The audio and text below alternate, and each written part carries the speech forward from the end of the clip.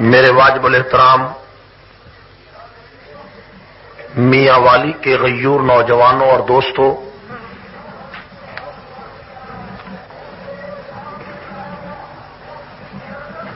میاں والی کے تاجر برادری کی طرف سے سیرت النبی صلی اللہ علیہ وسلم کے عنوان پر یہ جلسہ ہر سال منعقد ہوتا ہے۔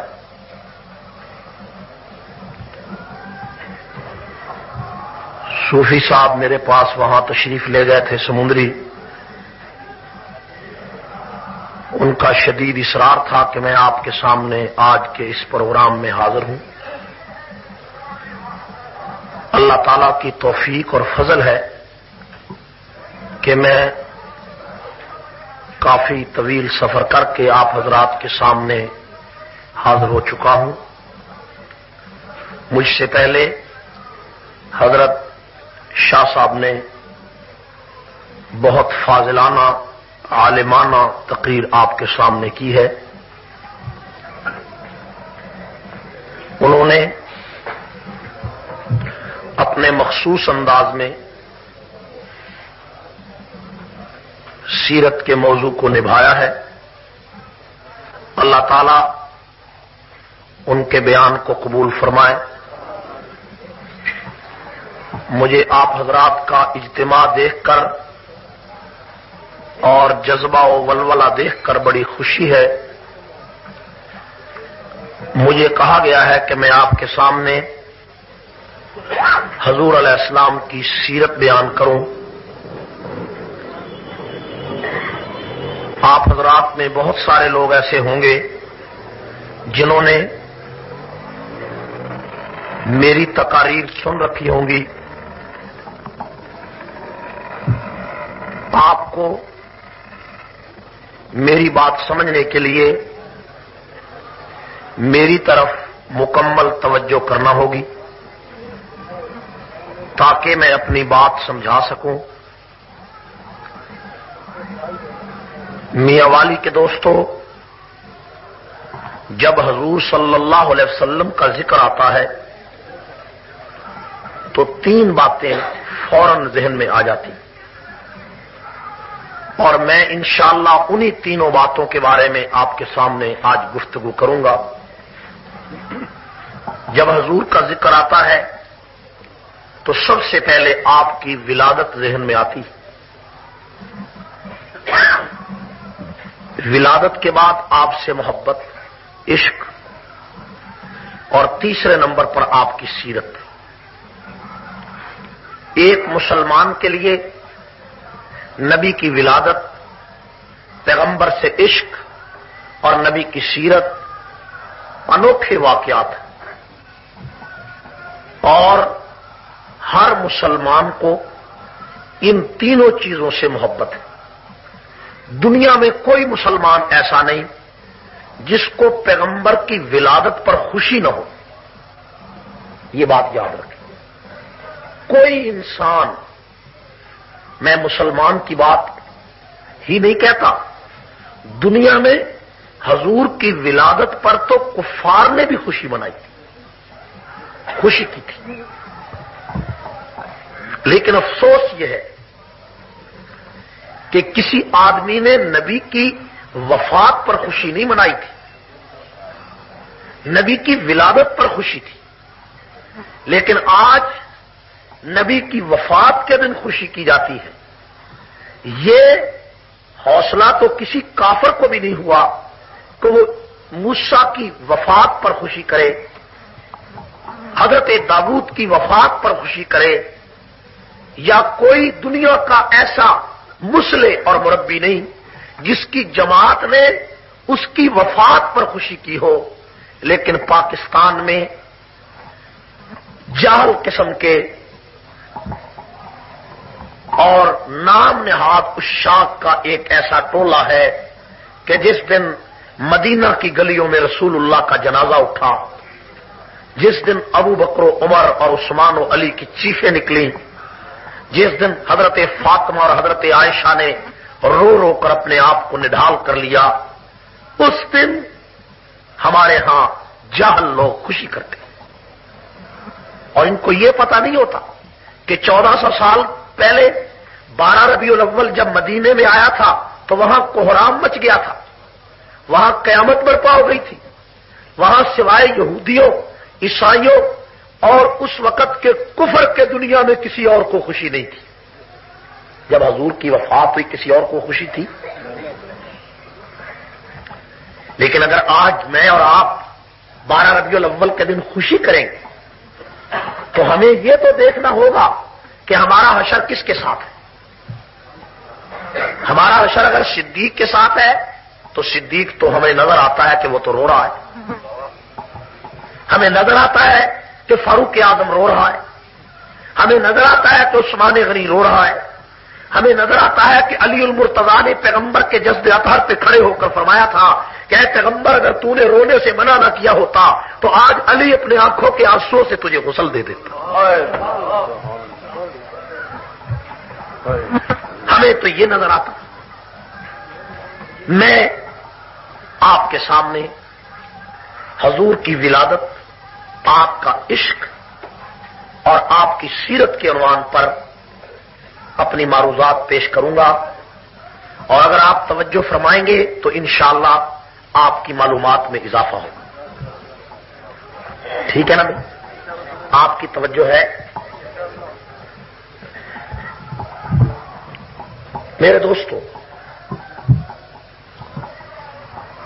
حضور صلی اللہ علیہ وسلم کی ولادت کی انگریزی تاریخ ہے 22 اپریل۔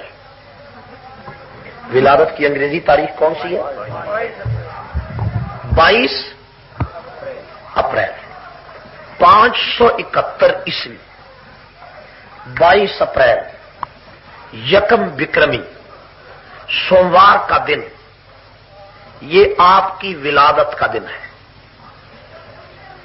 اب چاند کی تاریخ کون سی بنتی ہے؟ اس پر ذرا غور کریں۔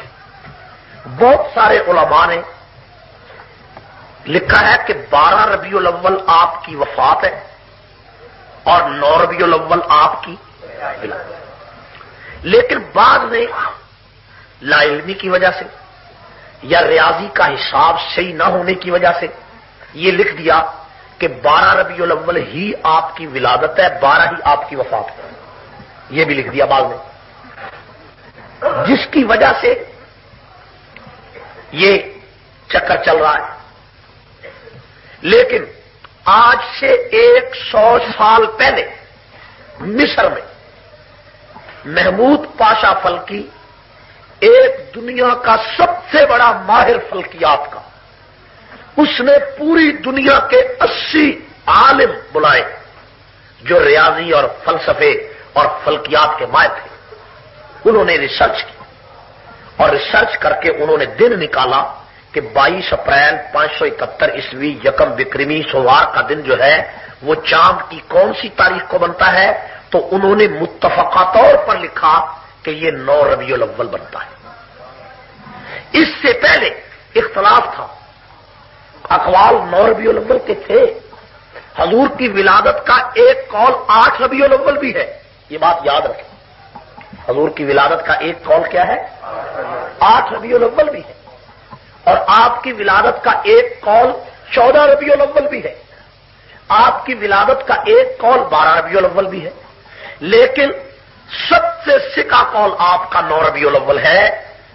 اور جب محمود پاشا فلکی نے تحقیق کی اس کے بعد پوری دنیا کے کسی عالم نے اختلاف نہیں کیا اور متفقہ طور پر ہر آدمی نے مانا کہ 9 ربیع الاول آپ کی ولادت ہے اور 12 ربیع الاول آپ کی وفات ہے۔ اسی لیے آپ جانتے ہیں کہ 12 ربیع الاول کو 12 وفات کہتے ہیں، 12 ولادت کوئی نہیں کہتا۔ 12 ربیع الاول کو کیا کہتے ہیں؟ 12، اور 12 ولادت کوئی کیوں نہیں کہتا؟ اس لیے کہ ولادت کی تاریخ میں اختلاف ہے اور وفات کی تاریخ میں کوئی اختلاف نہیں۔ چلو میں 1 منٹ کے لیے مان لیتا ہوں کہ 12 آپ کی ولادت ہے، 12 وفات، ٹھیک ہے، 1 منٹ کے لیے میں تسلیم کرتا ہوں۔ لیکن سوال ہے کہ جس وقت افسوس اور خوشی مل جائے تو غلبہ کس چیز کا ہوتا ہے؟ غمی کا ہوتا ہے. اگر آپ کو یوں سمجھ میں نہ آئے تو یوں سمجھ آئے گا. آج 9 اکتوبر ہے. آج 9 اکتوبر ہے اور 7 ربیع الاول ہے. ٹھیک ہے. آج سے 60 سال پہلے 9 اکتوبر کے دن آپ کے والد صاحب پیدا ہوئے اور آج 60 سال کے بعد 9 ہی کو فوت ہو گئے. آپ کیا کریں؟ خوشی کریں گے یا افسوس کریں گے؟ آپ یہ کہہ کر تو کبھی افسوس نہیں کر سکتے کہ ابا، یہ کہہ کر تو خوشی نہیں کر سکتے کہ ابا جی پیدا بھی آج ہوئے تھے. لہذا جس دن تیرے ابا جی کا جنازہ اٹھے اس دن تو جھنڈیاں لگا کر دکھا، بتیاں سلگا کر دکھا، جلوس نکال کر دکھا، خچروں کو بازاروں میں لا کر دکھا، اچھل اور کود کر دکھا.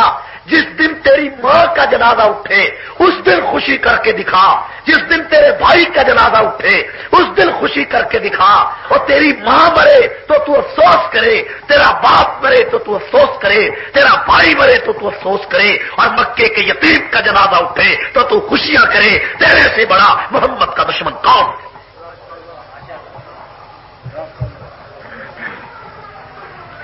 کوئی بات میری سمجھ میں آئی ہے؟ یہ ہے نبی کی ولادت، یہ ہے پیغمبر کی. میں اس پر تھوڑی سی روشنی ڈالوں گا تاکہ آپ کو بات اچھی طرح سمجھ میں آئے. ایک ہے نبی کی ولادت اور ایک ہے نبی سے محبت. یہ دوسری بات ہے. پیغمبر کی ولادت پر خوشی ہر ایک کو ہوئی اور نبی سے محبت ہر ایک نے کی.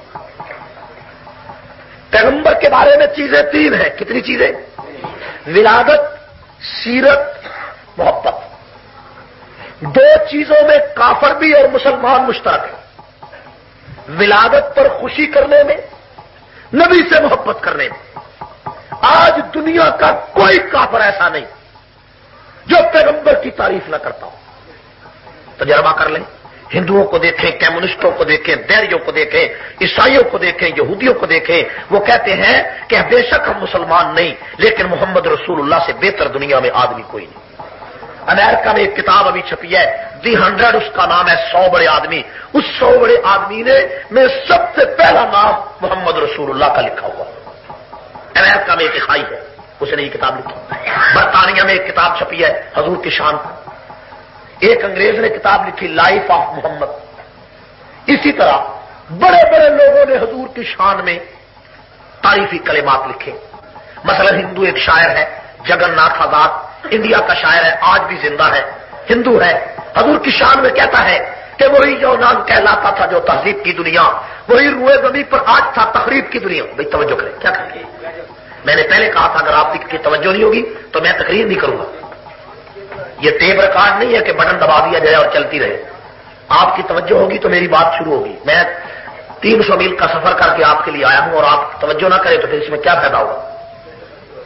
توجہ ہے؟ جس نے اٹھنا ہے اٹھ جائے. پہلے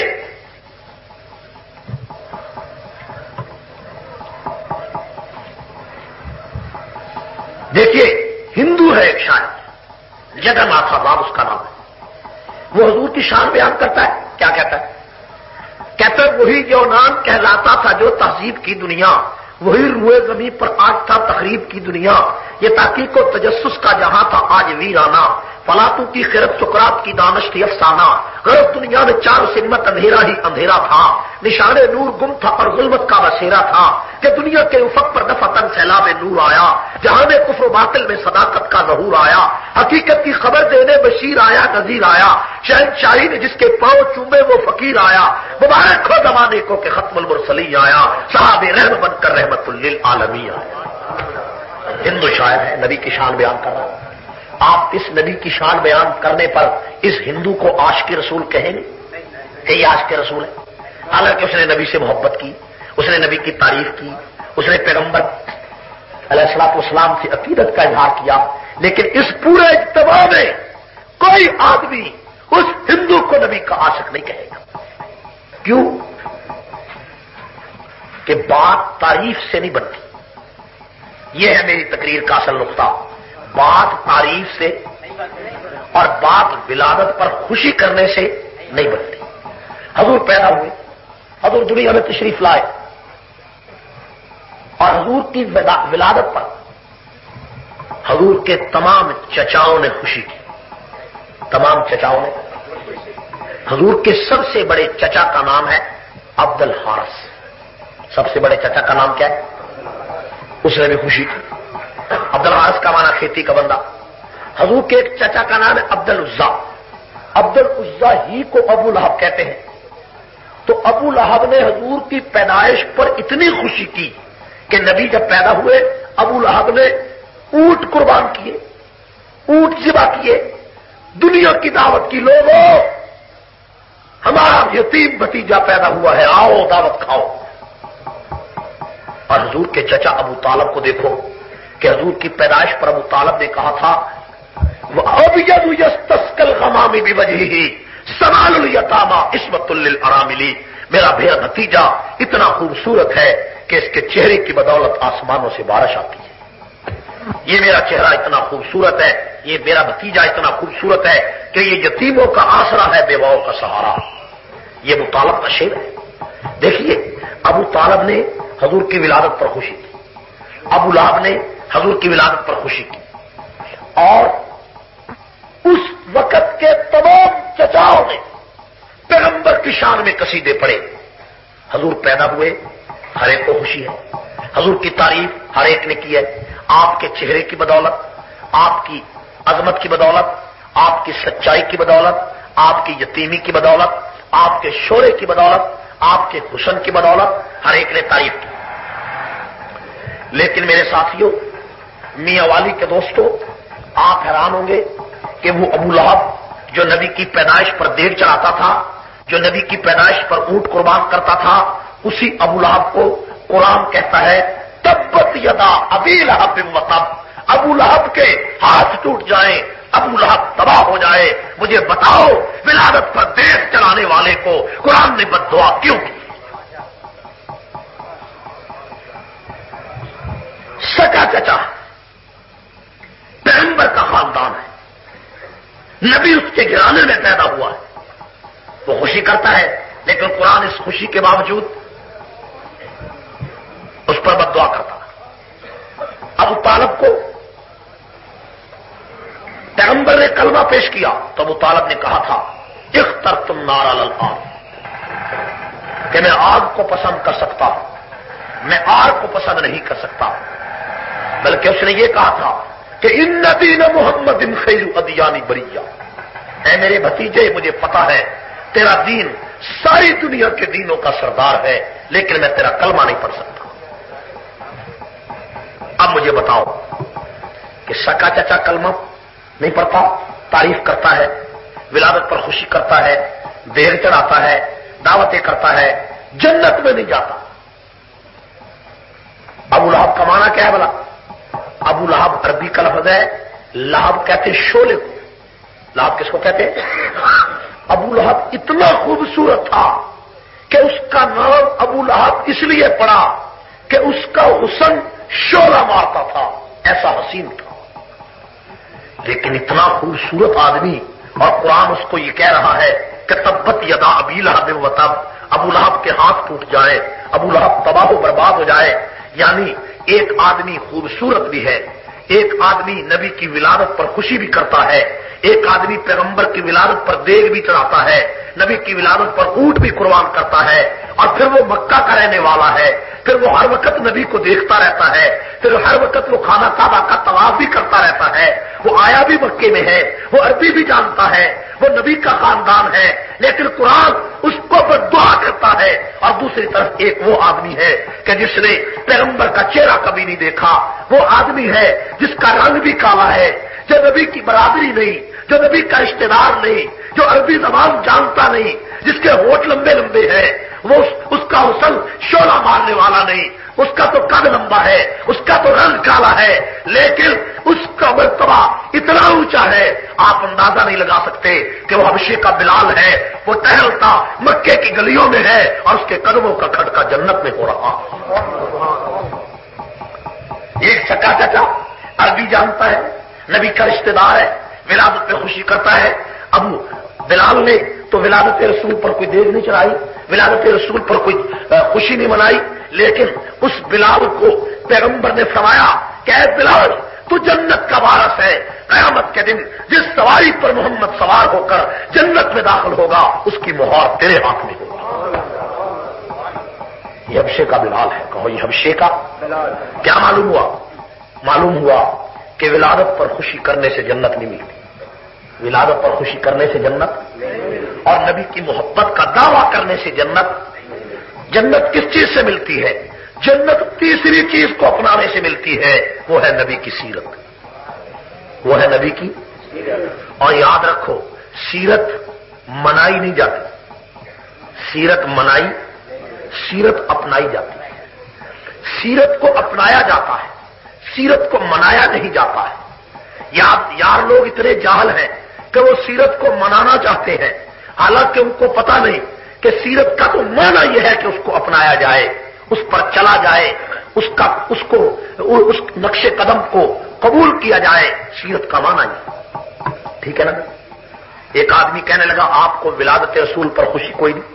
میں نے کہا بالکل خوشی ہے، ہمیں خوشی ہے، لیکن ایک اہل بدعت کا طبقہ ہے اس کو بھی خوشی ہے۔ میں نے کہا خوشی ان کو بھی ہے، خوشی ہم کو بھی ہے، لیکن خوشی میں فرق ہے۔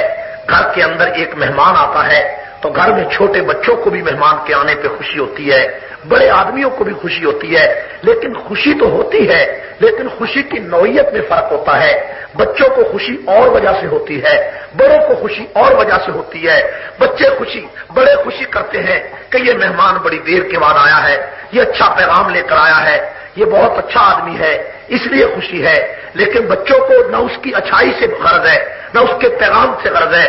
بچوں کو غرض ہے کہ آج مہمان آیا ہے، آج گھر میں حلوہ پکے گا، آج سیویاں پکیں گی، آج جناب جشن ہوگا، آج چراغا ہوگا۔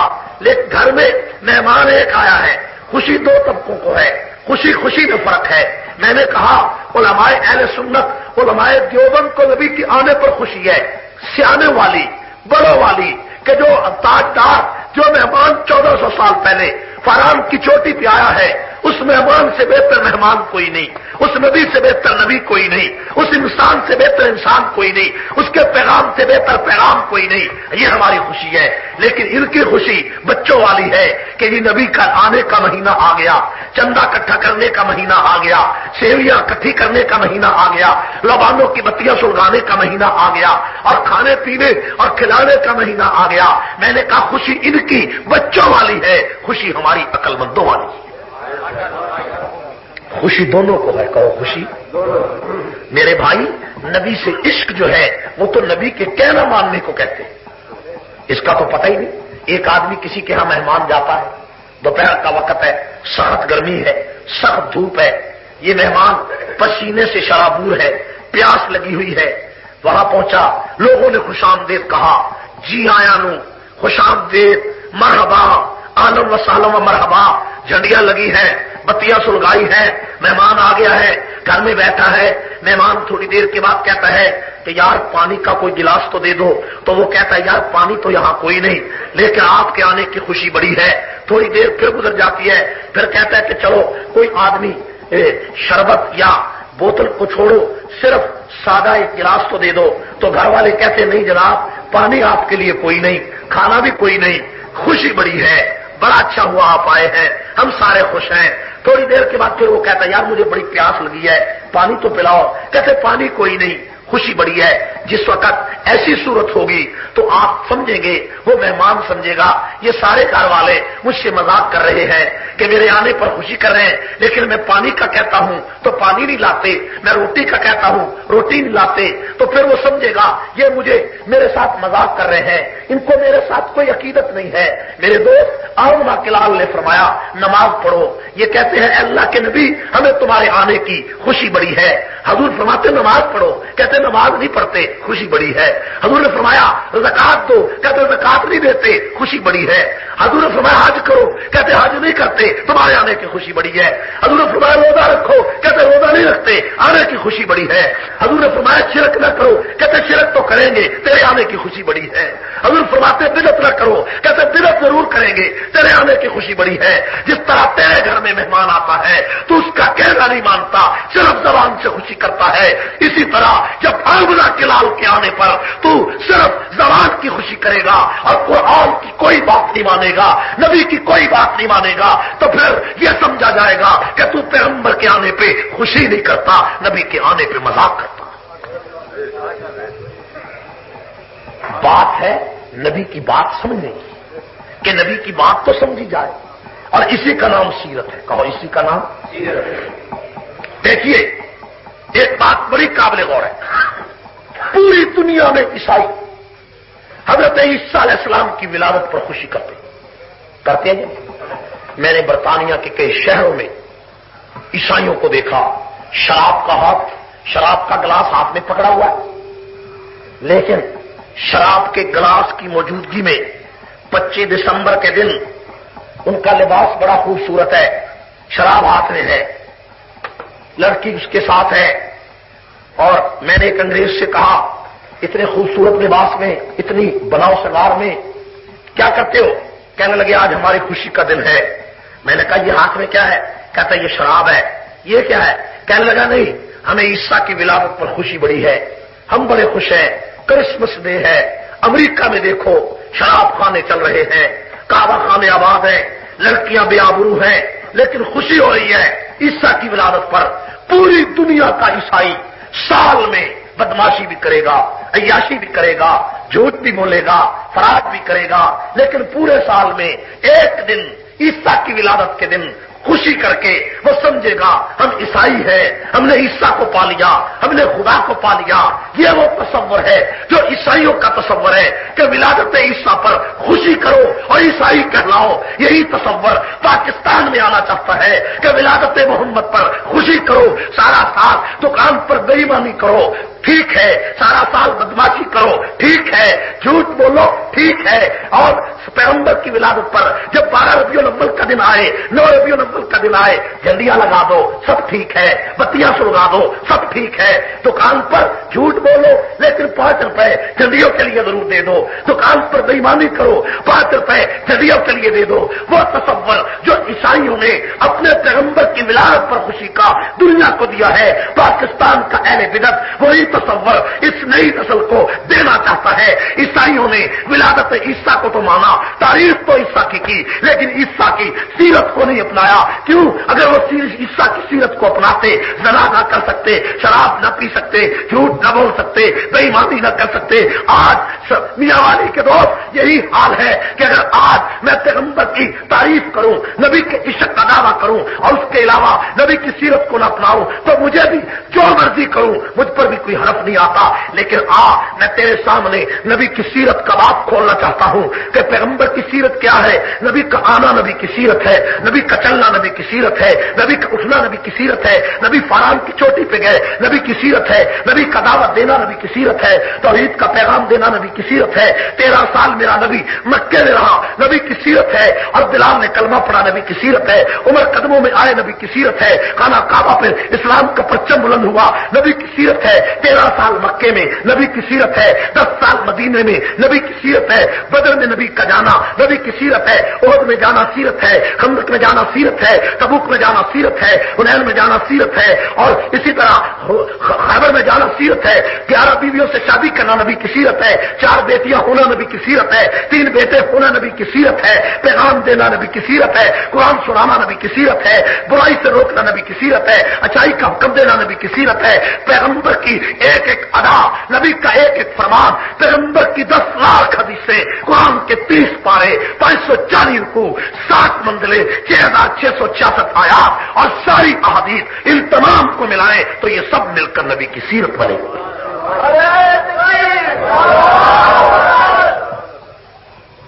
آپ صرف ولادت کی بات کریں تو اسلام سارا ختم ہو جاتا ہے، اسلام سارا، اس لیے کہ ولادت کی بات کرو گے تو نبی کی کسی بات کو ماننے کی ضرورت نہیں پڑے گی۔ ماننے کی ضرورت رہتی ہے؟ بولو، تو جو مرضی کرو، جتنا مرضی جھوٹ بولو، کوئی نہیں آپ کو روک سکتا، کیونکہ آپ ولادت پر جو خوشی کر رہے ہیں بس ختم۔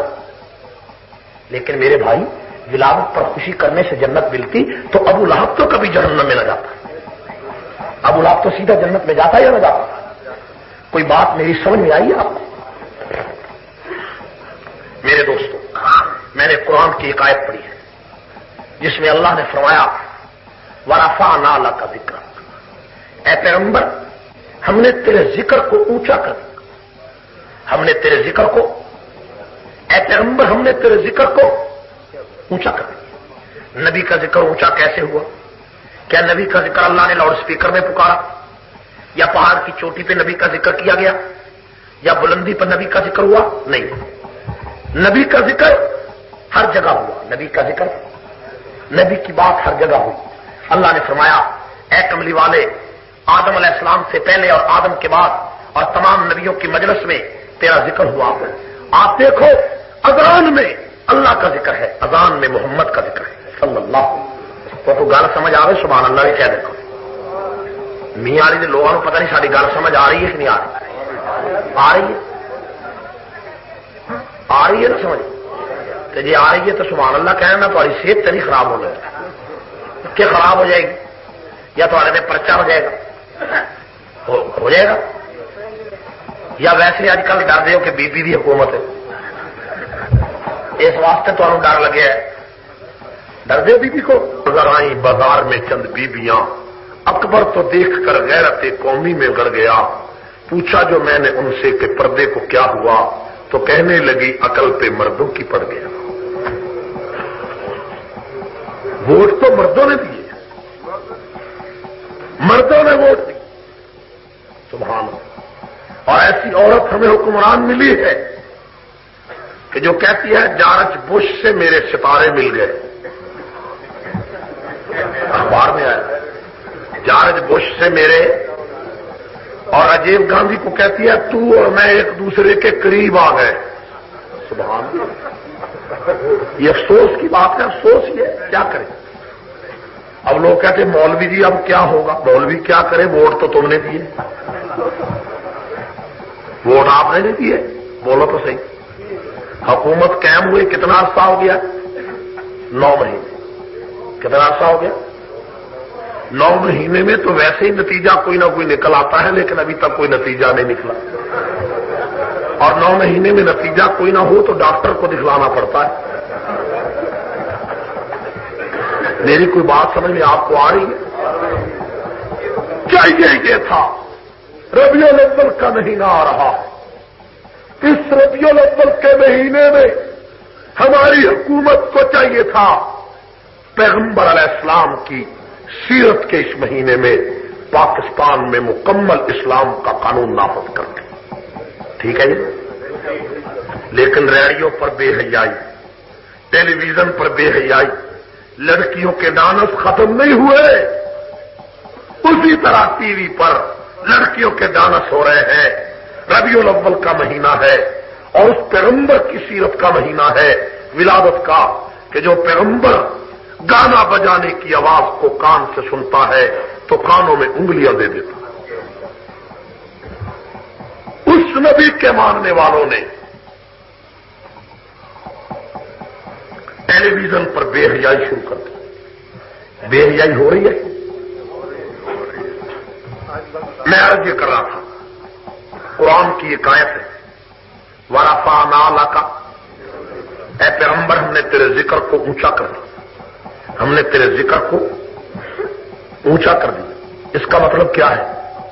اس کا مطلب قرآن کی وہ آیت ہے کہ وَإِذَا أَخَذَ اللَّهُ مِيثَاقَ النَّبِيِّينَ لَمَا آتَيْتُكُم مِّن كِتَابٍ وَحِكْمَةٍ، اے پیغمبر اس وقت کو یاد کر، اس وقت کو یاد کر جب 1,24,000 انبیاء کی روحوں کا اللہ تعالیٰ نے جلسہ کیا، 1,24,000 انبیاء کی ارواح کا اللہ نے جلسہ کیا، اور اس جلسے میں نبیوں کی روحوں کے سامنے حضور صلی اللہ علیہ وسلم کی قرارداد اللہ نے پیش کی۔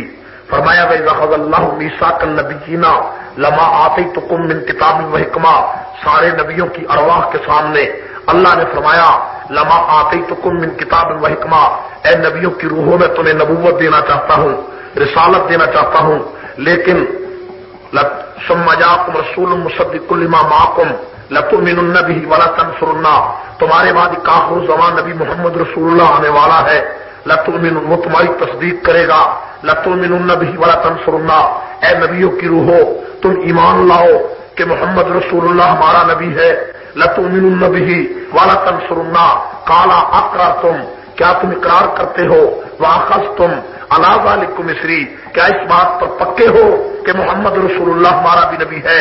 تو قرآن کہتا ہے سارے نبیوں کی روحوں نے کہا قالوا اقررنا قال فاشهدوا وانا معكم من الشاهدين، سب نبیوں نے کہا ہم حضور صلی اللہ علیہ وسلم کی، محمد رسول اللہ کی نبوت کا اقرار کرتے ہیں۔ تو اللہ نے فرمایا قال فاشهدوا وانا معكم من الشاهدين، تم گواہ ہو جاؤ، میں بھی گواہ ہوں کہ محمد ساری کائنات کا نبی ہے صلی اللہ۔ اب دیکھیے 1,24,000 انبیاء کی ارواح موجود ہیں، اور ان ارواح میں اللہ تعالیٰ حضور صلی اللہ علیہ وسلم کی شان میں خطاب کر رہے ہیں۔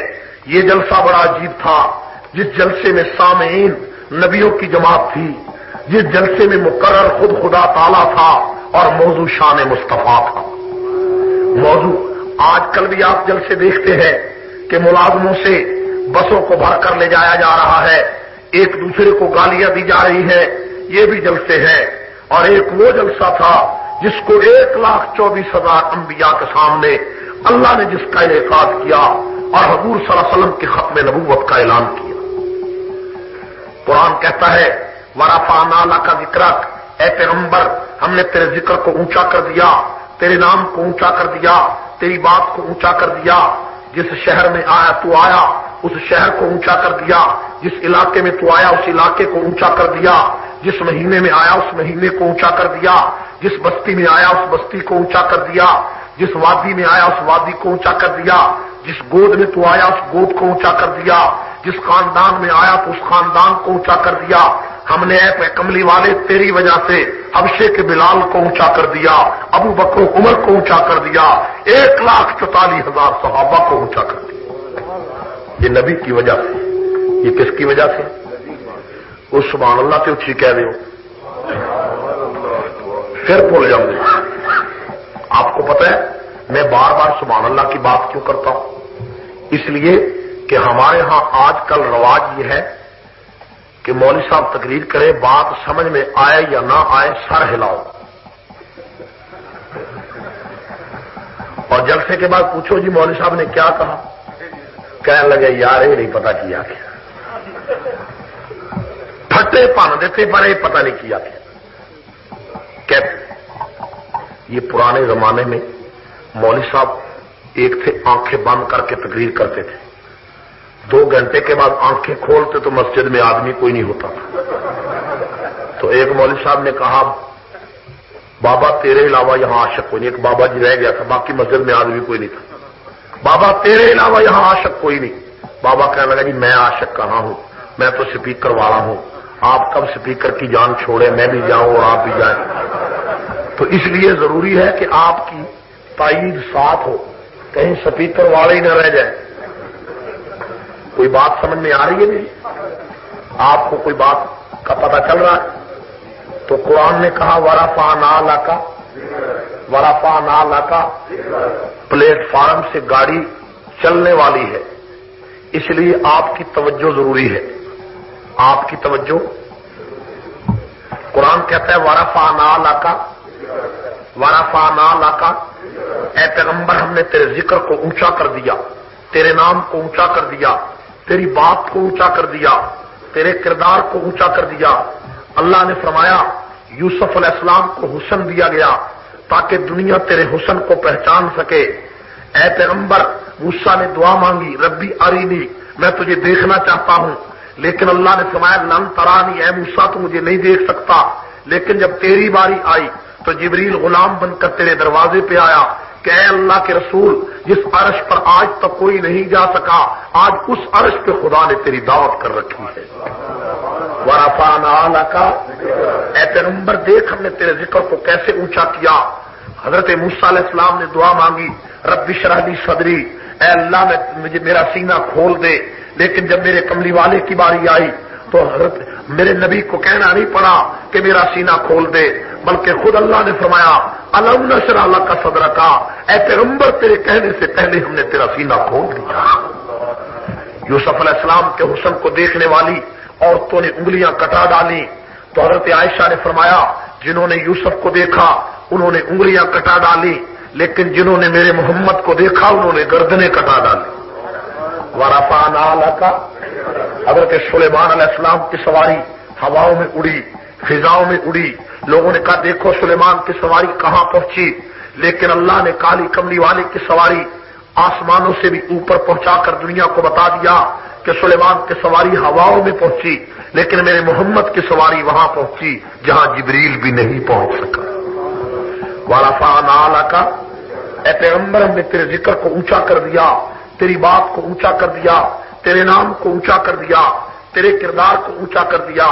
اے پیغمبر آسمانوں سے کتابیں 4 اتری، داؤد علیہ السلام پر زبور اتری، انجیل عیسیٰ علیہ السلام پر اتری، تورات موسیٰ علیہ السلام پر اتری، قرآن میں نے تجھ پر اتارا۔ اے کالی کملی والے 127 صحیفے اتارے، جس نبی پر کتاب اتاری اس نبی کو حکم دیا کہ جا فلاں عبادت خانے میں بیٹھ جا، تجھ پر کتاب آئے گی۔ موسیٰ علیہ السلام سے کہا طور پہاڑ پہ جا کر چلا کشی کرو تب میں تجھے کتاب دوں گا۔ عیسیٰ سے کہا اپنے عبادت خانے میں رہو تب کتاب دوں گا۔ داؤد سے کہا اپنے عبادت میں رہو تب کتاب دوں گا۔ ہر نبی کو کتاب لینے کے لیے پابند کر دیا گیا، لیکن اے کملی والے جب تیری باری آتی ہے تو اللہ تعالیٰ نے تجھے کسی چیز کے لیے پابند نہیں کیا، بلکہ اگر میرا محمد مکے میں تھا تو قرآن کو پیچھے مکے میں بھیج دیا، میرا نبی مدینے میں تھا قرآن کو مدینے میں بھیج دیا، میرا نبی احد میں تھا قرآن احد میں آیا، میرا پیغمبر بدر میں تھا قرآن بدر میں آیا، میرا نبی خندق میں تھا قرآن خندق میں آیا، میرا نبی تبوک میں تھا قرآن تبوک میں آیا، میرا نبی بازار میں تھا قرآن بازار میں آیا، میرا نبی گھر میں تھا قرآن گھر میں آیا، میرا نبی شہر میں تھا قرآن شہر میں آیا، میرا نبی گلی میں تھا قرآن گلی میں آیا، میرا نبی سواری پہ تھا قرآن سواری پہ آیا، میرا نبی عائشہ کے بستر پہ تھا تو قرآن عائشہ کے بستر پہ آیا۔ ورفعنا لک، اے پیغمبر دیکھ ہم نے تیرے ذکر کو کتنا اونچا کر دیا، تیرے نام کو کتنا اونچا کر دیا، تیری بات کو کتنا اونچا کر دیا۔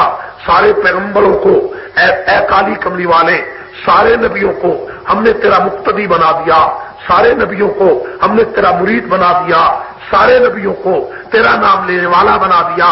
اور اے پیغمبر قرآن تیری ہر ادا پر بولتا ہے، پیغمبر بولتا ہے تو قرآن بھی بولتا ہے۔ حضرت عائشہ سے پوچھا گیا حضور کی شان بیان کرو، حضرت عائشہ نے فرمایا قرآن نہیں پڑھتے، لوگوں نے کہا قرآن پڑھتے ہیں، فرمایا قرآن کھولو، قرآن کے ہر صفحے پر محمد کا حسن بکھرا پڑا صلی اللہ علیہ وسلم۔ ورفعنا لک ذکرک، میرے پیغمبر کے بولنے پر قرآن بولتا ہے، نبی چلتا ہے تو قرآن بولتا ہے، نبی اٹھتا ہے تو قرآن بولتا ہے، یہ بھی قرآن ہے وہ بھی قرآن ہے۔ توجہ کیجئے میرا محمد بھی قرآن ہے، یہ کتاب میں بھی قرآن ہے، ان دونوں میں فرق ہے، یہ قرآن علم ہے محمد عمل ہے، یہ قرآن اجمال ہے محمد تفصیل ہے، یہ قرآن متن ہے محمد تفسیر ہے، یہ قرآن کتاب میں اللہ کا کلام ہے محمد چلتا پھرتا اللہ کا کلام ہے۔ ورفعنا لک ذکرک، اے پیغمبر ہم نے تیرے ذکر کو اونچا کر دیا۔ پیغمبر کی اس بات کو دیکھو کہ نبی چلتا ہے تو قرآن بولتا ہے، نبی اٹھتا ہے تو قرآن بولتا ہے، نبی روتا ہے تو قرآن بولتا ہے، نبی مسکراتا ہے تو قرآن بولتا ہے، نبی کے چہرے کا ذکر آتا ہے تو قرآن بولتا ہے، نبی کی زلفوں کا ذکر آتا ہے قرآن بولتا ہے۔ توجہ کریں پیغمبر کی زلفوں کا ذکر آیا قرآن نے واللیل کہہ دیا، نبی کے چہرے کا ذکر آیا قرآن نے والضحیٰ کہہ دیا، پیغمبر کے سینے کا ذکر آیا قرآن نے الم نشرح لک صدرک کہہ دیا، پیغمبر کے آنکھوں کا ذکر آیا قرآن نے ما زاغ البصر وما طغیٰ کہہ دیا، اور پیغمبر کے ہونٹوں کا ذکر آیا قرآن نے لا تحرک بہ لسانک لتعجل بہ کہہ دیا، نبی کے شہر کا ذکر آیا قرآن نے لا اقسم بہذا البلد کہہ دیا، پیغمبر کے زمانے کا ذکر آیا تو قرآن نے والعصر کہہ دیا، نبی کے دانتوں کا ذکر آیا، قرآن نے یاسین کہہ دیا، نبی کے اخلاق کا ذکر آیا، قرآن نے انک لعلی خلق عظیم کہہ دیا، نبی کے کردار کا ذکر آیا، قرآن نے لقد کان لکم فی رسول اللہ اسوۃ حسنہ کہہ دیا، اور نبی کی چادر کا ذکر آیا، قرآن نے یا ایھا المزمل کہہ دیا، نبی کے کمبل کا ذکر آیا، قرآن نے یا ایھا المدثر کہہ دیا، اور پیغمبر کے معراج کا ذکر آیا، قرآن نے سبحان الذی اسری بعبدہ لیلا من المسجد الحرام الی المسجد الاقصی کہہ دیا، نبی کی ختم نبوت کا ذکر آیا،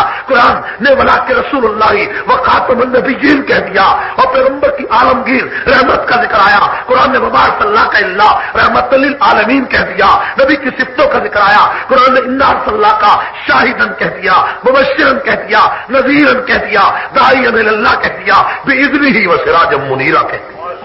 یہ نبی کی شان ہے، کہو یہ نبی کی، اسی کو قرآن نے کہا ورفعنا لک، اے پیغمبر ہم نے تیرے ذکر کو اونچا کر دیا، ہم نے تیرے نام کو اونچا کر دیا، ہم نے تیری بات کو اونچا کر دیا، اے پیغمبر آدم سے پہلے تیرا ذکر ہوا، وَإِذَا أَخَذَ اللہ کی روشنی میں اے پیغمبر ہر نبی کی مجلس میں تیرا ذکر ہوا۔ موسیٰ ابراہیم نے دعا مانگی ربنا وابعث فیہم رسولا، اے اللہ جس محمد کو تو نے پیدا کرنا ہے اس کو میری اولاد میں پیدا کر۔ عیسیٰ نے فرمایا مبشرا برسول یاتی من بعد اسمہ احمد، کہ میں خوشخبری دیتا ہوں کہ دنیا میں محمد رسول اللہ آنے والا ہے۔ دیکھو ہر پیغمبر کی محفل میں تیرا ذکر ہوا، اسی لیے قرآن نے کہا ورفعنا لک ذکرک، اے پیغمبر ہم نے تیرے ذکر کو اتنا اونچا کر دیا، ہر جگہ پر ہر محفل میں آسمان پہ تیرا ذکر، آسمان پہ میرا ذکر۔ اللہ نے فرمایا پوری دنیا میں جہاں جہاں میرا ذکر ہوگا وہاں وہاں تیرا ذکر ہوگا، تکبیر میں میرا ذکر ہوگا، تکبیر میں تیرا ذکر ہوگا، اذان میں میرا ذکر، اذان میں تیرا ذکر، نماز میں میرا ذکر، نماز میں تیرا ذکر، تورات میں میرا ذکر، تورات میں تیرا ذکر، انجیل میں میرا ذکر، انجیل میں تیرا ذکر، زبور میں میرا ذکر، زبور میں تیرا ذکر، قرآن میں میرا ذکر، قرآن میں تیرا ذکر، اس لیے کہ میں رب العالمین ہوں، تو رحمت للعالمین ہے، مجھ پر خدائی ختم ہے، تجھ پر مصطفی ختم۔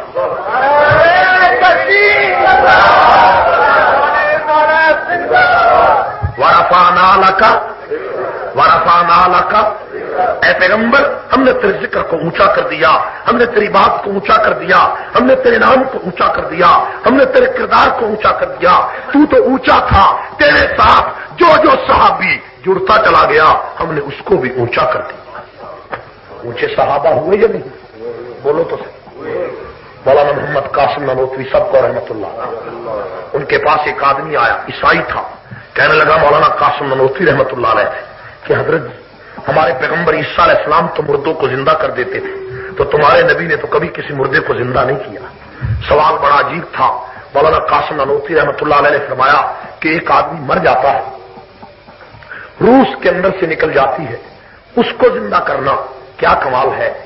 آدمی تو مر گیا لیکن آنکھیں تو ہیں، زبان تو ہے، چہرہ تو ہے، اس کو حضرت عیسیٰ علیہ السلام نے زندہ کیا، اتنا بڑا کمال نہیں کیا۔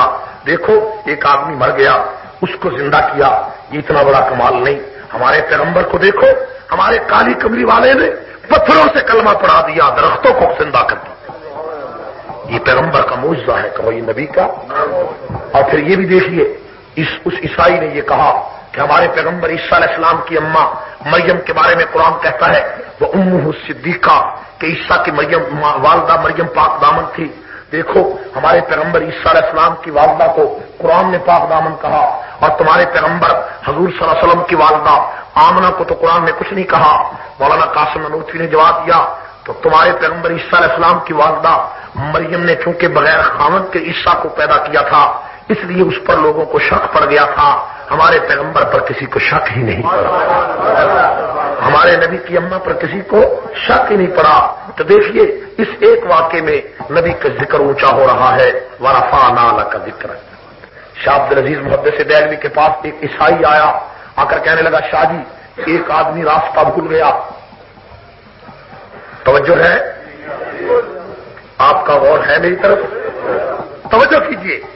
شاہ عبدالعزیز محدث دہلوی کے پاس ایک عیسائی آیا، آ کر کہنے لگا شاہ جی ایک آدمی جا رہا ہے جنگل میں، راستہ بھول گیا، اس نے منزل پر پہنچنا ہے، اس کو چاروں طرف کچھ نظر نہیں آتا، چاروں طرف جنگل ہے، راستہ بھٹک گیا، اس نے دور سے دیکھا کہ ایک آدمی درخت کے نیچے سویا ہوا ہے اور ایک آدمی اس کے ساتھ جاگ رہا ہے، ساتھ بیٹھا ہوا ہے۔ یہ جو راستہ بھول گیا، یہ راستہ جاگنے والے سے پوچھے یا سونے والے سے پوچھے، بات بڑی عجیب تھی۔ عام آدمی یہ کہتا ہے کہ یار جو آدمی جاگ رہا ہے راستہ تو اسی سے پوچھنا چاہیے، سونے والے کو کیوں جگایا جائے؟ شاہ عبد العزیز رحمۃ اللہ علیہ بڑے عالم تھے، دانا تھے، بصیرت والے آدمی تھے۔ انہوں نے سمجھ لیا کہ عیسائی کہاں بول رہا ہے۔ اگر شاہ عبد العزیز یہ کہتے کہ وہ راستہ جاگنے والے سے پوچھے تو عیسائی یہ کہتا دیکھو ساری انسانیت ہدایت کا راستہ بھٹک گئی ہے اور تمہارے عقیدے کے مطابق عیسیٰ علیہ السلام جاگ رہے ہیں چوتھے آسمان پر، حضور اپنے روضے میں ہیں، سوئے ہوئے ہیں۔ توجہ کیجئے، تو عیسیٰ علیہ السلام تو جاگ رہے ہیں، عیسیٰ علیہ السلام جاگ رہے ہیں، حضور نہیں جاگ رہے۔ اس لیے ہدایت کا راستہ ساری انسانیت کو عیسیٰ سے پوچھنا چاہیے، اس لیے کہ وہی جاگ رہے ہیں، حضور نہیں جاگ رہے۔ تو شاہ عبد العزیز نے اس کی بات کو بھانپ لیا۔ شاہ صاحب نے کہا یہ جو آدمی راستہ بھول گیا اس کو چاہیے کہ یہ بھی اسی جاگنے والے کے پاس بیٹھ جائے، اس لیے کہ وہ تو جاگنے والا اسی لیے بیٹھا ہے کہ راستے کا اس کو بھی پتہ نہیں ہے، وہ تو اس لیے بیٹھا ہے کہ سونے والا اٹھے گا مجھے بھی راستہ بتائے گا، تجھے بھی راستہ بتائے گا۔ وَرَفَعْنَا لَكَ، اے پیغمبر ہم نے تیرے ذکر کو اونچا کر دیا، ہم نے تیرے ذکر کو، ہم نے تیری بات کو، ہم نے تیرے کردار کو اونچا کر دیا۔ اللہ تعالیٰ نے حضور صلی اللہ علیہ وسلم کے ذکر کو اتنا اونچا کیا، اتنا اونچا کیا کہ کائنات میں اس کی مثال کوئی پیش نہیں کر سکتا۔ ابو جہل حضور کے پاس آتا ہے، کہنے لگا ہے محمد بتاؤ میری مٹھی میں کیا ہے؟ حضور نے فرمایا کہ میں بتاؤں تیری مٹھی میں کیا ہے یا تیرے مٹھی والی چیز بتائے کہ میں کون ہوں؟ یہ حضور کا معجزہ تھا، کہو یہ حضور کا۔ اتنی بات کہی کہ اس ابو جہل کی مٹھی میں جو کنکریاں تھیں ان کنکریوں سے آواز آئی اشہد ان محمدًا عبدہ ورسولہ، انہی کنکریوں سے۔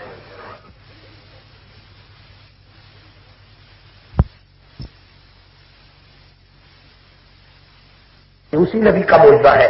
نبی کا ذکر تو اس وقت اونچا ہو گیا جب پیغمبر نے آسمانوں کی طرف انگلی اٹھائی، چاند دو ٹکڑے ہو کر نبی کی جھولی میں آ گیا، نبی کا ذکر اونچا ہو گیا۔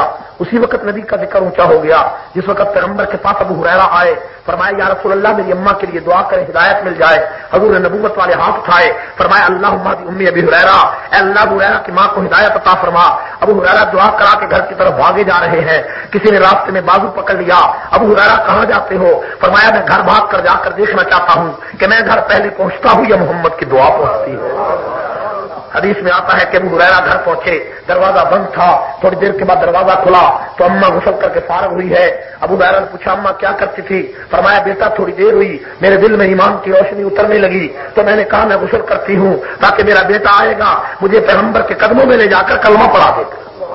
وَرَفَعْنَا لَكَ، یہ نبی کے نظر کرم کا صدقہ تھا، یہ پیغمبر کے علیہ السلام کے معجزات کی بات ہے۔ حضور علیہ السلام مسجد نبوی سے نکلے، مدینہ کی گلی سے گزر رہے ہیں۔ ابو ہریرہ رضی اللہ تعالیٰ عنہ کو دیکھا کہ زمین پر لیٹے ہوئے ہیں، حضور نے دیکھا کہ بڑے کمزور ہیں۔ حضور کو احساس ہوا کہ شاید ابو ہریرہ نے کچھ کھایا پیا نہیں، پوچھا ابو ہریرہ کیا ہوا؟ فرمایا یا رسول اللہ 3 دن ہو گئے کچھ کھایا پیا نہیں، مجھ سے چلا نہیں جاتا۔ پیغمبر نے ابو ہریرہ کی انگلی پکڑی، گھر لے گئے، فرمایا عائشہ کھانے کو کچھ ہے؟ تو حضور حضرت عائشہ نے فرمایا یا رسول اللہ کھانے کو تو کچھ نہیں، پینے کے لیے دودھ کا ایک پیالہ بھی آیا ہے۔ حضور نے فرمایا ابو ہریرہ بات بن گئی۔ ابو ہریرہ فرماتے ہیں مجھے بھی خوشی ہوئی لیکن دودھ کا ایک پیالہ تھا۔ حضور نے فرمایا ابو ہریرہ جاؤ مسجد نبوی میں جو 80 طالب علم قرآن پڑھنے والے بیٹھے ہیں ان کو بھی بلا لاؤ، انہوں نے بھی دو دن سے کچھ نہیں کھایا۔ ابو ہریرہ کہتے ہیں میں ان طالب علموں کو بلانے چلا گیا، میرے دل میں خیال آیا کہ دودھ کا تو ایک پیالہ ہے، 80 وہ طالب علم ہے۔ فرمایا میرے دل میں یہ بھی خیال آیا کہ یہ تو اس کملی والے کی بات ہے کہ جس نے آسمانوں کی طرف انگلی کی چاند 2 ٹکڑے ہو گیا، یہ اسی نے طالب علموں کو منگوایا ہے۔ 80 طالب علم آ گئے، قطاروں میں بیٹھ گئے۔ حضرت ابو ہریرہ فرماتے ہیں کہ میں نے حضور نے فرمایا ابو ہریرہ بسم اللہ پڑھو، بسم اللہ پڑھ کر ان طالب علموں کو دودھ پلانا شروع کر دو۔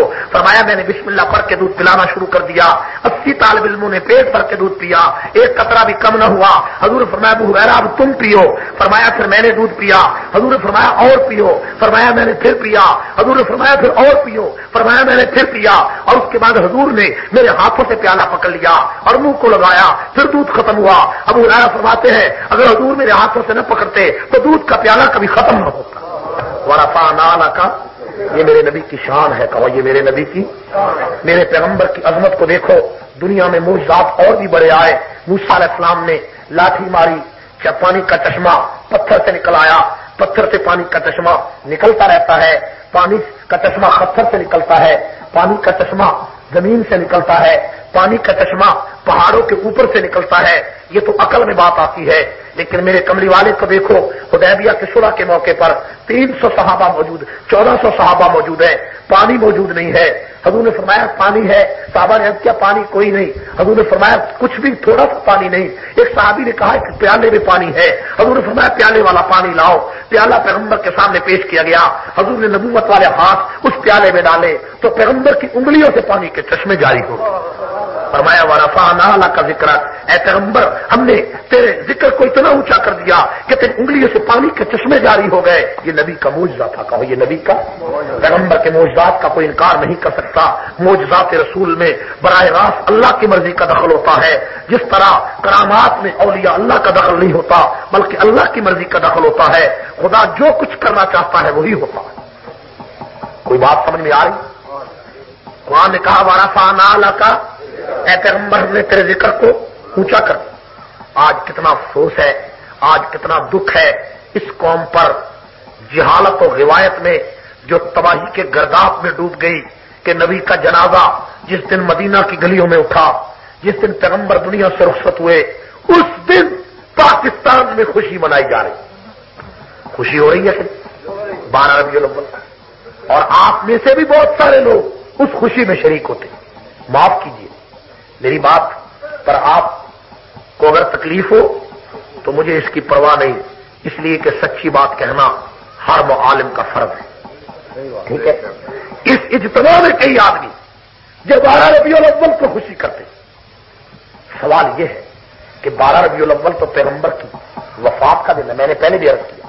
لیکن ہم ایک بات آگے بڑھا کر تیرے دل میں اس بات کو کھول کر پیش کرنا چاہتا ہوں تاکہ کوئی ابہام باقی نہ رہے. تاکہ کوئی ابہام، ٹھیک ہے نا؟ میری طرف توجہ ہے آپ کی. دیکھیے حضور صلی اللہ علیہ وسلم کی وفات ہوئی 12 ربیع الاول کو. ابوالکلام آزاد لکھتے ہیں کہ 12 ربیع الاول کا دن ہے، صبح 10 بجے کا وقت ہے. پیغمبر علیہ السلام بستر مرگ پر تشریف فرما ہے، بستر علالت پہ ہیں، آخری آپ کا وقت ہے. صدیق اکبر کے پاس ایک آدمی گیا، کہنے لگا رسول اللہ صلی اللہ علیہ وسلم کا کیا حال ہے؟ تو ابو بکر کی آنکھوں سے آنسو نکل آئے، حالانکہ حضور ابھی فوت نہیں ہوئے ہیں. ابو بکر کیوں روتے ہو؟ فرمایا میں کیوں نہ روؤں، آج 3 دن ہو گئے نبی کا مصلی خالی پڑا ہے، کہیں میرا پیغمبر دنیا سے چلا نہ جائے. صدیق اس خدشے کی وجہ سے آنکھوں سے آنسو بہا رہا ہے. لیکن جب دوپہر کے 11 بجے کا وقت آیا، ابوالکلام کہتا ہے حضور کی وفات کا اعلان جب مدینے کی گلیے میں ہوا تو جو کھڑا تھا کھڑا رہ گیا، جو بیٹھا تھا بیٹھا رہ گیا. صحابہ کی ایک جماعت روتی ہوئی جنگلوں کی طرف نکل گئی. سفید داڑیوں والے شیوخ مسجد نبوی میں بیٹھے ہیں، ان کے آنسوؤں سے داڑیاں تر ہو چکی ہیں، وہ دھاڑے مار مار کر رو رہے ہیں. میرے دوستو، کئی صحابہ نے مدینہ چھوڑ دیا، کئی جنگلوں کی طرف بھاگ گئے. کئیوں نے کہا جب رسول اللہ نہیں رہے ہمیں زندگی کی ضرورت نہیں ہے. ایک آدمی مدینہ سے باہر ہل چلا رہا تھا، ایک بوڑھا تھا. اس کو کسی نے کہا بابا تو یہاں ہل چلاتا ہے، تجھے پتا نہیں رسول اللہ دنیا سے چلے گئے؟ اس نے ہل روک دیا، یہ بخاری شریف میں ہے. اس نے ہل روک کر کہا کہ اے اللہ میری آنکھوں کو اندھا کر دے، میرے کانوں کو بہرا کر دے. اس نے کہا یہ دعا کیوں کرتا ہے؟ کہنے لگا جب رسول اللہ نہیں رہے مجھے آنکھوں کی ضرورت نہیں، جن آنکھوں سے نبی کا چہرہ دیکھا اگر نبی نہیں رہے میں آنکھوں کی ضرورت نہیں سمجھتا. آئے اس نے کہا میرے کانوں کو بہرا کر دے. کسی نے کہا یہ دعا کیوں کرتا ہے؟ کہنے لگا جن کانوں نے محمد کا کلام سنا ہے جب نبی نہیں رہے مجھے کانوں کی ضرورت نہیں ہے. بخاری شریف میں ہے کہ وہ مستجاب الدعوات تھا، اسی جگہ پر نابینا ہو گیا، اسی جگہ پر بہرا ہو گیا.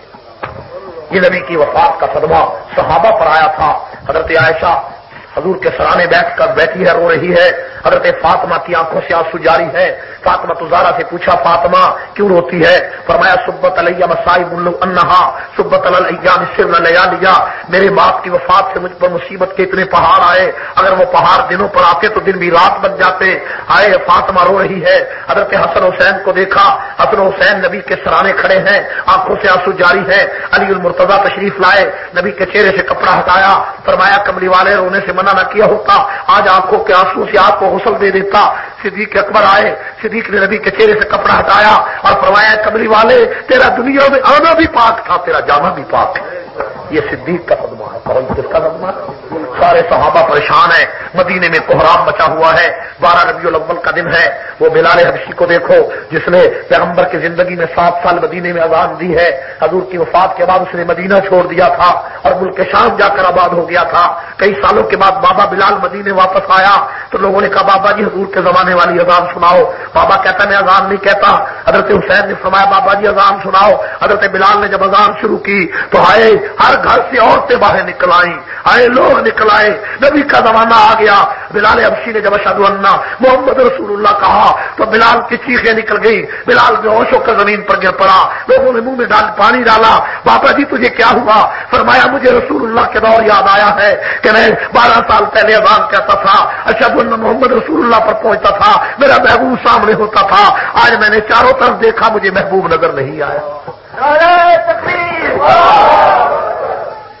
یہ مدینے کی سرزمین ہے، یہ صحابہ کا ولولہ ہے، یہ صحابہ کا عشق ہے، یہ صحابہ کا عشق ہے، یہ صحابہ کی محبت ہے کہ نبی کا جنازہ پڑا ہے، صحابہ پریشان ہے، پیغمبر کا جنازہ پڑا ہے، گھروں کے اندر پریشانی ہے، عورتیں رو رہی ہیں، مرد رو رہے ہیں.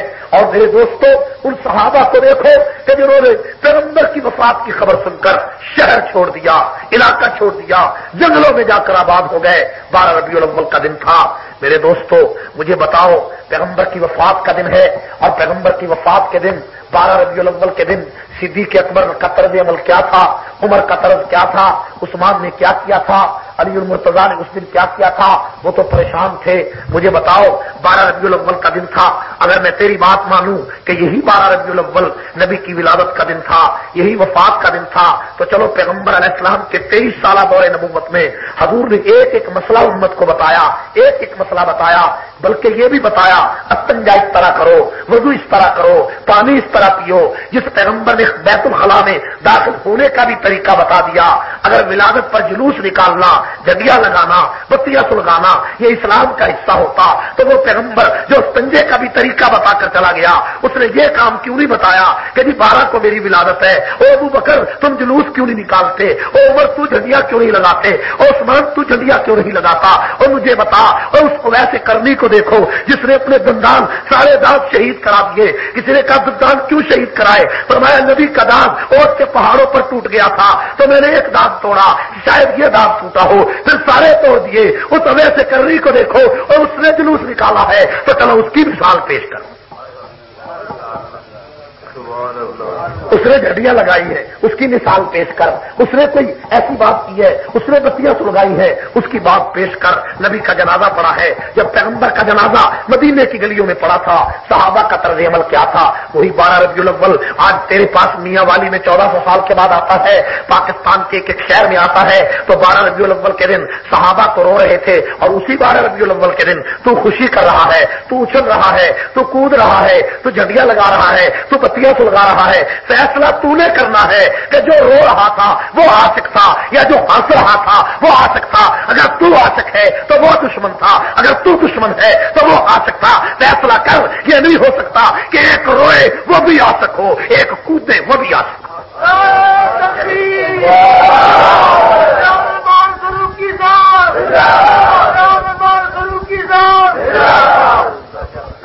میں گالی دینے نہیں آیا، میں تیری پگڑی اچھالنے نہیں آیا، میں تجھے دعوت فکر دینے آیا ہوں کہ شاید تجھے یہ دعوت فکر مل جائے کہ محمد رسول اللہ کا جب جنازہ پڑا تھا اس وقت جو کام صدیق نے کیا، جو عمر نے کیا، جو عثمان نے کیا، جو طرز عمل صحابہ کا تھا، ہم اس طرز عمل کو بدل نہیں سکتے. ہم اس طرز عمل کو بدل، اگر آپ بدل سکتے ہیں تو بدل دیں. آپ جھنڈیاں لگائیں. صدیق کو تو جھنڈی نہیں سوجی. فیصلہ کر ربیع الاول کے دن جھنڈی لگانا، جلوس نکالنا، بتیاں سلگانا، خچروں کو بازاروں میں لانا، اگر یہ عشق ہے تو اس عشق سے 1,44,000 صحابہ خالی کیوں تھے؟ یہ فیصلہ کریں۔ اگر یہ عشق تھا تو اس عشق سے صحابہ خالی کیوں؟ وہ صحابہ جنہوں نے نبی پر جانیں قربان کی یا نہیں؟ بولو تو صحیح۔ اور میں ایک بات سنا کر آپ کو حیران کرنا چاہتا ہوں کہ ان کا عشق کتنا تھا۔ احد کے میدان میں حضور نے فرمایا نعمان جاؤ، ایک صحابی نعمان، جاؤ سعد بن ربیع انصاری کو بلا لاؤ اور سعد تمہیں جہاں ملے اس کو محمد کا سلام کہنا صلی اللہ علیہ وسلم۔ نعمان کہتے ہیں کہ میں نے جا کر شہیدوں میں دیکھا سعد نہ ملا، میں نے زندوں میں دیکھا تو سعد نہ ملا، تو کہتے ہیں میں نے زخمیوں میں دیکھا تو سعد بن ربیع زخمیوں میں تڑپ رہا تھا، میں نے کئی زخمیوں کو ہٹایا اور جب میں نے سعد کو بتایا کہ تجھے رسول اللہ نے سلام بھیجا ہے، ہائے سعد بن ربیع جوش کی طرح شیر کی طرح اٹھنا چاہتا تھا، پھر گر جاتا تھا، پھر اٹھتا تھا اور کہتا تھا مجھے نبی کا سلام آیا ہے، فزت برب الکعبہ، کعبے کی قسم میں کامیاب ہو گیا، یہ نبی کا سلام آیا۔ اور کہتے ہیں کہ سعد بن ربیع کو میں اٹھانا چاہتا ہوں، نہیں اٹھتا، 4 مرتبہ اٹھ کر جب گر گیا تو سعد بن ربیع نے مجھے کہا کہ میرے پیغمبر کو میرا سلام کہنا اور کہنا کہ مجھے جنت کی خوشبو آ رہی ہے، میں دنیا سے جا رہا ہوں اور میرے نبی کو میرا سلام کہنا اور میرے نبی کے لیے کو کہنا کہ میرے لیے دعا کرے، یہ کہا اور اس نے کلمہ شہادت پڑھا، کلمہ شہادت پڑھتے پڑھتے رک گیا اور پھر میرا بازو پکڑ لیا اور بازو پکڑ کے کہا کان میرے قریب کرو، کہنے لگا نعمان کہتا ہے میں نے کان قریب کیا اور میرے کان میں وہ کہتا ہے کہ جاؤ حضور کے پاس جانے سے پہلے میری قوم کے انصاریوں کو جمع کرنا اور انصاریوں سے کہنا تمہارا سردار دنیا سے چلا گیا، شہید ہو گیا، اس کا آخری پیغام ہے کہ محمد کے آگے کٹ جانا، پیچھے کٹ جانا، دائیں کٹ جانا، بائیں کٹ جانا، لیکن محمد پر کوئی آنچ ڈال نہیں پائے، یہ آخری پیغام ہے، یہ کہا آخری پیغام دیا اور جان شہادت نوش کر لیا اور دنیا سے رخصت ہو گیا، کل میں شہادت پڑھا، ہائے نعمان کہتا ہے میری چیخیں نکل گئیں، میں نے اس کی جان نکلتے ہوئے دیکھی، وہ کل میں شہادت پڑھتا رہا، وہ جنت کی منزلیں طے کرتا رہا، یہی اسی حالت میں میں رسول اللہ کے پاس آیا، میں نے سارا واقعہ نبی کو سنایا، حضور بھی رونے لگے، حضور نے ہاتھ اٹھائے، فرمایا اللہ میں سعد سے راضی ہوں، تو بھی راضی ہو جا۔ نعمان کہتے ہیں کہ میں مدینہ کی گلی سے گزر رہا تھا اس شہادت کے کئی دنوں کے بعد، تو میں نے دیکھا کہ صدیق اکبر اپنے مکان کے باہر چبوترے پر لیٹے ہوئے ہیں اور ابو بکر کے سینے پر ایک چھوٹی سی بچی کھیل رہی ہے۔ نعمان کہتے ہیں میں قریب چلا گیا، میں نے دیکھا کہ ابو بکر اس بچی کو سینے سے لگاتے ہیں، اس کا ماتھا چومتے ہیں، اس کو پیار کرتے ہیں۔ میں نے کہا ابو بکر یہ آپ کی بچی ہے یا آپ کے بیٹے عبد الرحمان کی بچی ہے؟ تو صدیق کی آنکھوں سے آنسو آ گئے، خیال نہیں آیا۔ میاں والی کے دوستوں یہ نبی کا عشق کتنا گہرا تھا، لیکن اس عاشق صادق کو دیکھو، اس سعد بن ربیع تو شہید ہو گیا، نعمان کو دیکھو، خود صدیق اکبر کو دیکھو کہ اس نے اگر یہ عشق کا جھنڈیا لگانا تو اس عشق سے صدیق کا سینہ خالی کیوں رہا؟ یہ تو فیصلہ کرو، یہ سوچنے والی بات ہے یا نہیں؟ بولو، میں نے تو آپ کو دعوت فکر دی ہے۔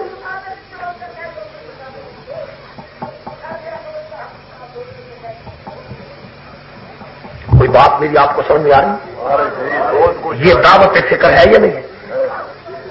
کسی کی پگڑی کو اچھالنا یہ ہمارا شیوا نہیں، لیکن بات مسلک کی سمجھانا اور دعوت فکر دینا ہمارا فرض ہے۔ کسی کو اس دعوت فکر پر تکلیف ہو تو ہو، ٹھیک ہے یا نہیں؟ دعوت فکر پر تکلیف ہوتی ہے کہ نہیں ہوتی؟ آپ میری طرف توجہ کریں، کوئی بات نہیں، ٹھیک ہے؟ تو مینٹل تو کئی ادا کے سانو ٹکر جانے روز ہی مینٹل۔ ایک بندہ اٹاں لے کے نا اٹاں باہر پہ سی، وہ اپنے گھر میں جا رہا ہے، کسی نے آخیا اٹاں نہ لے جا، تو دوجے نے آخیا یہ مینٹل ہے، انہیں آخیا جی مینٹل ہے تو گھر والیاں باہر کیوں نہیں لیا رہا؟ کہنا اینا بھی مینٹل نہیں، کہنا اینا بھی نہیں ہے، باہر اٹا پہ چک کے اندر لے جا رہا ہے، آخر یہ کیوں لے جا رہا؟ دوجا کہنا یہ مینٹل ہے، انہیں کہا یہ مینٹل ہے تو اندر والی باہر کیوں نہیں لیا رہا؟ کہنا یہ بھی مینٹل کوئی نہیں، یہ بھی کوئی نہیں۔ کوئی بات سمجھ میں آ رہی ہے؟ توجہ ہے؟ حضرت صدیق اکبر سب کو رضی اللہ عنہ کوٹ کوٹ کر پیغمبر کا عشق صدیق میں بھرا ہوا تھا، بھرا ہوا تھا یا نہیں؟ صدیق اکبر سے بڑا دنیا میں عاشق رسول کوئی نہیں، اگر ہے تو بتاؤ۔ پوری کائنات میں صدیق اکبر سے بڑا عاشق کوئی نہیں۔ اور میں آپ کو ایک مثال میں اس کے عشق کی بات بتانا چاہتا ہوں، تاکہ اگلی میری جو بات میں کہنا چاہتا ہوں اصل جس کے لیے میں نے یہ ساری تمہید باندھی ہے آپ کو سمجھ میں آئے۔ دیکھیے، عاشق اور محبوب کا جو تعلق ہوتا ہے، ایک یہ دنیاوی تعلق ہے ہمارے ہاں، اور ایک حقیقی عشق اور محبت ہوتا ہے اسلام میں، جس پر صدیق اکبر سب سے پہلے نمبر پر آئے، جس کے بارے میں علامہ اقبال کو کہنا پڑا کہ صدیق یارو یاور محبوب کردگار، صدیق ہی سے رسم محبت ہے استوار، صدیق جب تلک کسی دل میں نہ آئیں گے اس دل میں نہ آئیں گے نبوت کے تاجدار۔ یہ صدیق کا عشق ہے، اور یہ عشق آخری منزل پہ پہنچا۔ دیکھیے، حضور نے فرمایا نماز پڑھو، آپ نماز پڑھ رہے ہیں، حضور نے فرمایا روزہ رکھو، آپ روزہ رکھ رہے ہیں، حضور نے فرمایا حج کرو، آپ حج کر رہے ہیں، حضور نے فرمایا زکات دو، آپ زکات دے رہے ہیں۔ یہ تو یہ عشق و محبت کا تقاضا ہے۔ لیکن عشق جب آخری منزل پہ پہنچتا ہے تو کہا جاتا ہے کہ حضور کی عمر 63 سال ہے، اللہ نے صدیق کی عمر بھی 63 سال بنا دی۔ حضور کی وفات سوار کے دن، صدیق کی وفات بھی سوار کے دن، حضور کی وفات سوار کے دن، صدیق کی وفات بھی سوار کے دن، حضور کی عمر 63 سال، صدیق کی عمر بھی 63 سال، حضور کی وفات زور کے بعد، صدیق کی وفات بھی زور کے بعد، حضور کو وفات سے 15 دن پہلے بخار آیا، صدیق کو بھی 15 دن پہلے بخار آیا، حضور کو بھی وفات سے 15 دن پہلے بخار میں 4 مرتبہ غشی آئی، صدیق کو بھی 4 مرتبہ غشی آئی، اور حضور کے سرانے عائشہ بیٹھی ہے، صدیق کے سرانے بھی وفات کے وقت عائشہ بیٹھی ہے، حضور نے بھی وفات کے وقت مسواک مانگی ہے، صدیق نے بھی وفات کے وقت مسواک مانگی ہے، حضور سے بھی مسواک چبائی نہیں گئی، صدیق سے بھی مسواک چبائی نہیں گئی، حضور کی مسواک کو بھی عائشہ نے چبا کر دیا، صدیق کی مسواک کو بھی عائشہ نے چبا کر دیا۔ دیکھیے عشق، یہ ہے عشق۔ اور حضور صلی اللہ علیہ وسلم کو وفات سے 2 سال پہلے زہر دیا گیا، صدیق کو بھی وفات سے 2 سال پہلے زہر دیا گیا، حضور کو زہر یہودیوں نے دیا، صدیق کو بھی زہر یہودیوں نے دیا، حضور کو زہر ایک لڑکی نے دیا، صدیق کو زہر بھی ایک لڑکی نے دیا، حضور کو زہر کھانے میں دیا گیا، صدیق کو زہر بھی ایک کھانے میں دیا گیا، حضور کے ساتھ کھانے میں ایک صحابی شریک تھا، صدیق کے ساتھ بھی کھانے میں ایک صحابی شریک تھا، جو حضور کے ساتھ شریک تھا وہ شہید ہو گیا، حضور کو خدا نے بچا لیا، جو صدیق کے ساتھ شریک تھا وہ شہید ہو گیا، صدیق کو خدا نے بچا لیا۔ دیکھیے عشق کی منزل دیکھیے، عشق کی کیفیت کو دیکھیے۔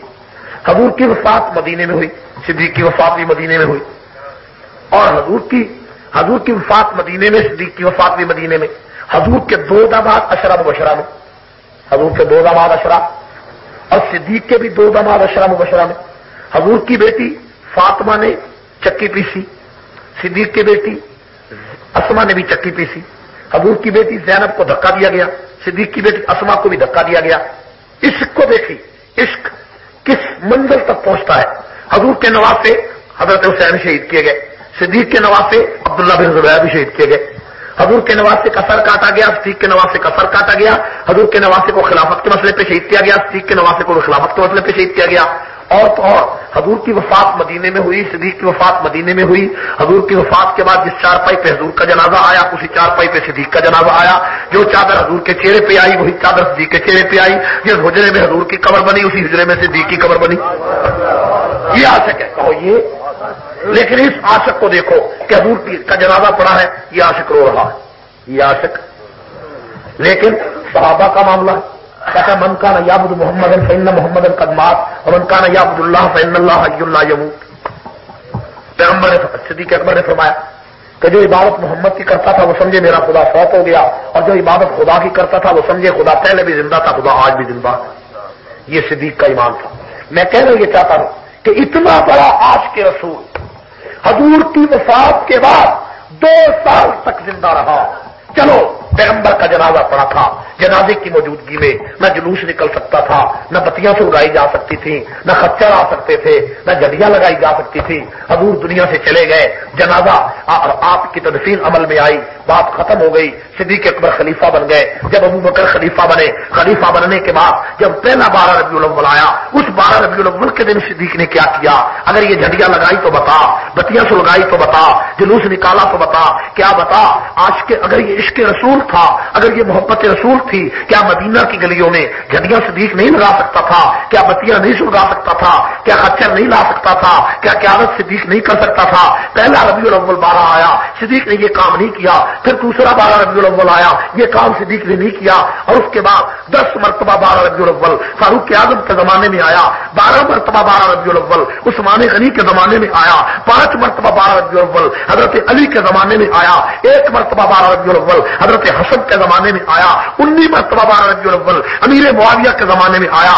اور پھر دیکھیے حضرت امام ابو حنیفہ کے دور میں 42 مرتبہ 12 ربیع الاول آیا، سعید ابن جبیر کے دور میں 37 مرتبہ 12 ربیع الاول آیا، امام مالک کے دور میں 53 مرتبہ 12 ربیع الاول آیا، امام شافعی کے دور میں 44 مرتبہ 12 ربیع الاول آیا، احمد بن حنبل کے دور میں 47 مرتبہ 12 ربیع الاول آیا، اور پیران پیر شیخ عبد القادر جیلانی محبوب سبحانی کے دور میں 77 مرتبہ 12 ربیع الاول آیا، حضرت خواجہ معین الدین چشتی اجمیری کے دور میں 83 مرتبہ 12 ربیع الاول آیا، بابا فرید الدین گنج شکر کے دور میں 32 مرتبہ 12 ربیع الاول آیا، خواجہ علی حجویری کے دور میں 27 مرتبہ 12 ربیع الاول آیا۔ مجھے بتا مجدد الفسانی کے دور میں 52 مرتبہ 12 ربیع الاول آیا، شاہ ولی اللہ کے دور میں 51 مرتبہ 12 ربیع الاول آیا۔ مجھے بتا اسلام کی 1300 سالہ تاریخ میں احمد رضا سے پہلے مجدد الفسانی سے لے کر صدیق اکبر تک اسلام کی 1300 سال کی تاریخ میں بادشاہ آئے، فقراء آئے، امام آئے، پیشوا آئے، اتقیاء آئے، امام آئے، 2 لاکھ محدث آئے، 1 لاکھ مفسر آئے، امام آئے، اتقیاء آئے، پیشوا آئے، ابو حنیفہ، احمد بن حنبل، امام مالک، امام شافعی، پیران پیر شیخ جیلانی، معین الدین چشتی اجمیری، بابا فرید الدین کا شکر، خواجہ علی حجویری، صدیق کی وفات سے لے کر مجدد الفسانی تک، احمد رضا سے پہلے تک مجھے بتا 1300 سال کی تاریخ میں کوئی عاشق نہیں تھا، کوئی پیغمبر کا محبت کرنے والا نہیں تھا۔ بتا ان 1300 سال کے اماموں نے جلوس نکالا ہو، کتاب دکھا، جھنڈیاں لگائیاں ہو، کتاب دکھا، خچروں کا جلوس بازار میں لائے ہو، حوالہ دے۔ 1300 سال کے امام جانتے تھے کہ 12 ربیع الاول وفات پیغمبر کا دن ہے، فاطمہ کے رونے کا دن ہے، صدیق کے رونے کا دن ہے، پیغمبر علیہ السلام کی وفات کا دن ہے۔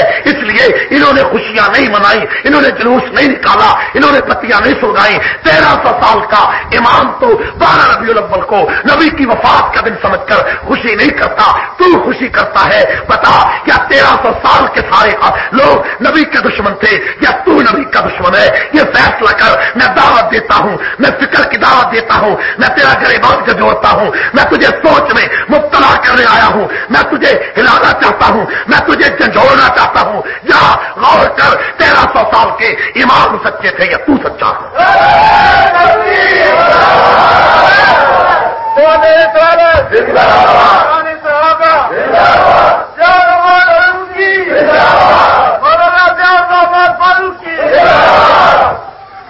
کوئی بات میری آپ کو سمجھ میں آئی؟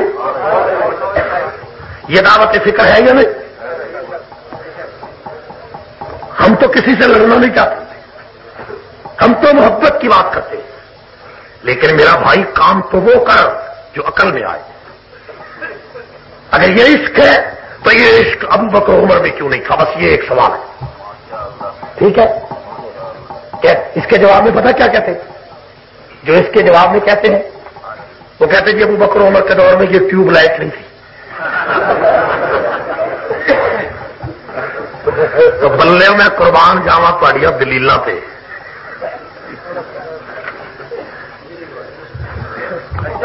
یہ کوئی بات ہے؟ کچر تو تھے، جلوس بھی آ سکتے تھے، گھوڑے بھی آ سکتے تھے، ٹھیک ہے؟ ان پاگلوں کو یہ پتا نہیں کہ اس ٹیوب لگانے کو ہم دین تو نہیں سمجھتے، سمجھتے؟ ہم نے کبھی کہا کہ ٹیوب نہ ہو تو تقریر کرنا جائز نہیں، یہ کہا ہے ہم نے؟ یہ تو دین نہیں۔ تم تو اپنے مسائل کو دین بناتے ہو، تم اپنے مسائل کو کیا کہتے ہو؟ یہ دین ہے. اور قرآن کا معنی بدلنا ہر باطل کا فریضہ ہے. جس باطل کو دیکھو قرآن کا معنی بدل رہا ہے یا نہیں؟ میں نے ایک آدمی سے کہا یار 11ویں کا کوئی ثبوت ہے؟ کہنے لگا جی 11ویں کا ذکر تو قرآن شریف میں آیا. بھی قرآن میں کہاں آیا؟ کہنے لگا قرآن میں نہیں آیا والفجر واللیال عشر دن 10واں رات 11ویں. بات کرو وہ بات کرو جو عقل میں آنے والی ہو. دن 10واں رات. میں نے ایک آدمی سے کہا لڑکے سے کہا نماز نہیں پڑھتا.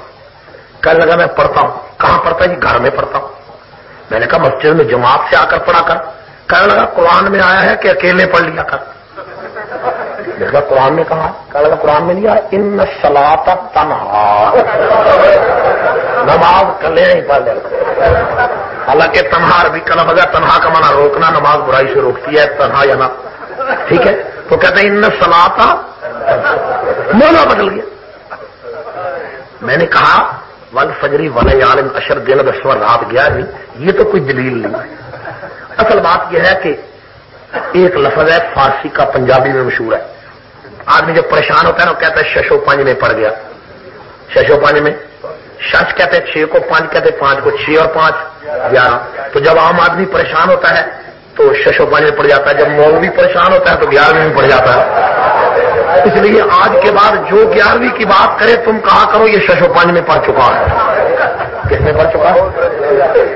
کام وہ کرو جو عقل میں آئے. کام وہ کرو جو عقل میں آئے. گالی دینا ہمارا شیوا نہیں. کسی کو برا کہنا ہمارا. میں بات کر رہا تھا کہ قرآن کا معنی بدلنا ہر باطل کا شیوا.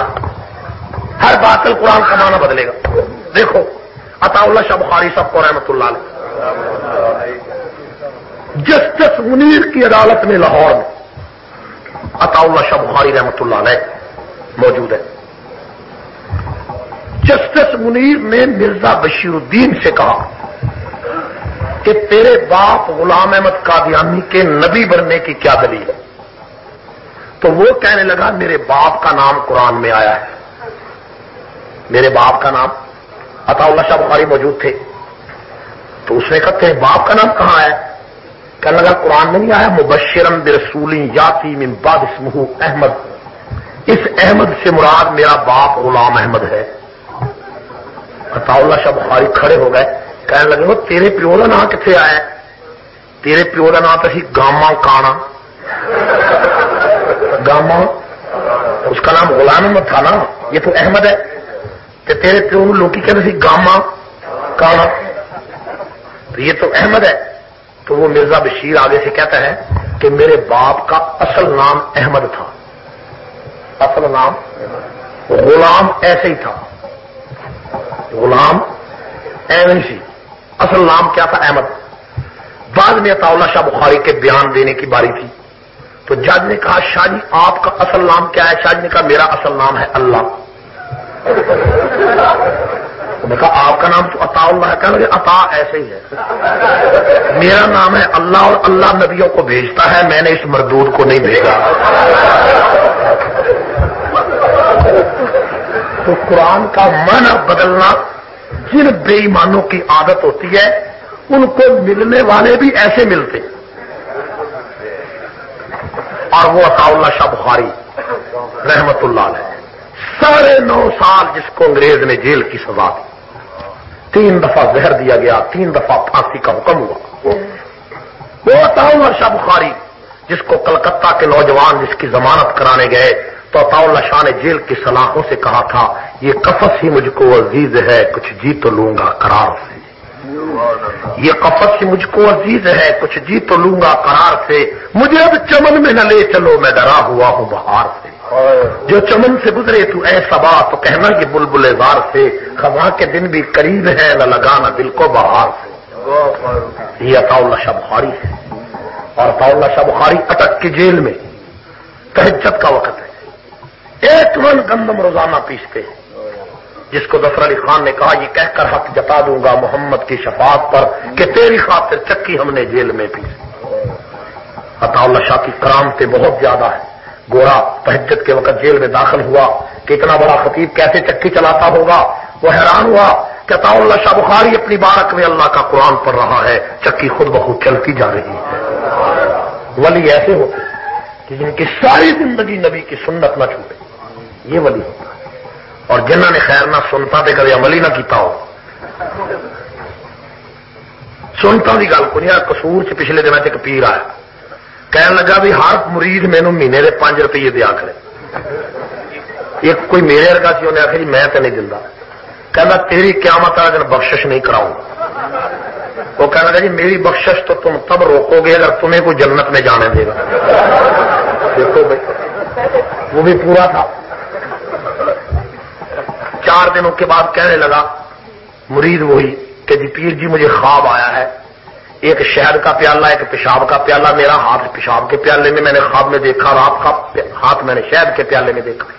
پیر کہنے لگا مجھے 5 روپے مہینے کے مان لیتا، تیرا ہاتھ بھی شہد کے پیالے میں آ جاتا۔ اس نے کہا جی نہیں، اس کے بعد میں نے خواب یہ دیکھا کہ آپ میری انگلیاں چاٹنے لگے، میں آپ کی انگلیاں چاٹنے لگا۔ اب مجھے بتاؤ کیا ہوا؟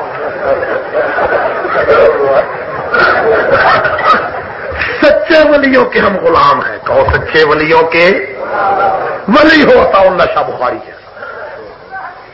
زندگی کی اداس راتوں میں شاہ جی کہتے ہیں میں اسی میاں والی کی جیل میں، آپ کے شہر میاں والی کی پرانی جیل ہے جس میں ہمارے قائد پچھلے سال مولانا حق نواز جنگوی یہاں رہے اور مولانا عطا اللہ شاہ بخاری، قاضی احسان، سارے علماء یہاں رہے۔ شاہ جی کہتے 2 سال میں نے میاں والی کی جیل میں گزارا تو تہجد کا وقت تھا، ایک دن بے ساختہ ایک شعر میری زبان سے نکل گیا، ساری جیل کے لوگ اٹھ کر بیٹھ گئے۔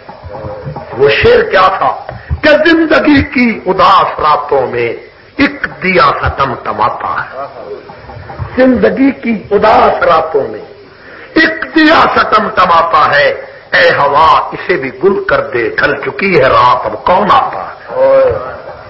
یہ نبی کا عشق تھا، یہ ان کا بولا تھا۔ اور میں سلام پیش کرتا ہوں مولانا حسین احمد مدنی کو، سب کو رحمت اللہ۔ 7 سال انگریز کی جیل کاٹی، 4 سال مالٹا کی جیل میں وقت گزارا۔ گھر سے خط گیا کہ 19 افراد گھر کے فوت ہو گئے، 19 افراد، باپ فوت ہو گیا، بیوی فوت ہو گئی، بچے فوت ہو گئے، رشتے دار بہت سارے فوت ہو گئے۔ تو اس کے جواب میں 2 شعر لکھے، اللہ کو خطاب کر کے لکھا کہ تیرے عشق میں کوہ غم سر پہ لیا جو ہو سو ہو، تیرے عشق میں کوہ غم سر پہ لیا جو ہو سو ہو، عیش و نشاط زندگی چھوڑ دیا جو ہو سو ہو، مصائب میں الجھ کر مسکرانا میری فطرت ہے، مجھے ناکامیوں پہ اشک برسانا نہیں آتا۔ اور کراچی کے عطا اللہ شاہ بخاری رحمت اللہ علیہ کراچی کے آرام باغ میں عطا اللہ شاہ بخاری خطاب کرتے ہیں، لاکھوں کا اجتماع ہے، انگریز کانپ اٹھتا ہے، عطا اللہ شاہ بخاری کو گرفتار کر کے 3 سال کے لیے جیل میں بھیج دیتا، لیکن اس کے پائے استقلال میں فرق نہیں آتا۔ مولانا حسین احمد مدنی نے کراچی کے خالق دینہ حال میں انگریز جج کے سامنے کہا تمہاری فوج میں بھرتی ہونا حرام ہے۔ مولانا محمد علی جوہر نے پاؤں پکڑ لیے کہ آپ کو پھانسی ہو جائے گی، آپ بیان بدل دیں۔ حسین احمد مدنی نے فرمایا خدا کی قسم آج اگر میں نے بیان بدلا تو ایمان بدل جائے گا۔ یہ 1926 کی بات ہے، کراچی میں جج کی عدالت، حسین احمد مدنی کو انگریز نے گولی کا حکم دیا۔ کراچی کا ایک جلسہ ہے، 9 لاکھ کا اجتماع ہے آرام باغ میں، سارا اجتماع، آج تو وہاں آبادی بن گئی ہے۔ تصویر کا دوسرا کتاب اٹھا کر دیکھو، مولانا حسین احمد مدنی سٹیج پر ہیں، حلوے کی رکابی پہ ختم دینے والا ملا ہوتا تو کبھی نہ آتا، لیکن وہ شیخ الہند کی تمناؤں کا محور تھا، سٹیج پر کھڑا ہے اور چاروں طرف انگریز کی توپیں نصب ہیں، گولے نصب ہیں۔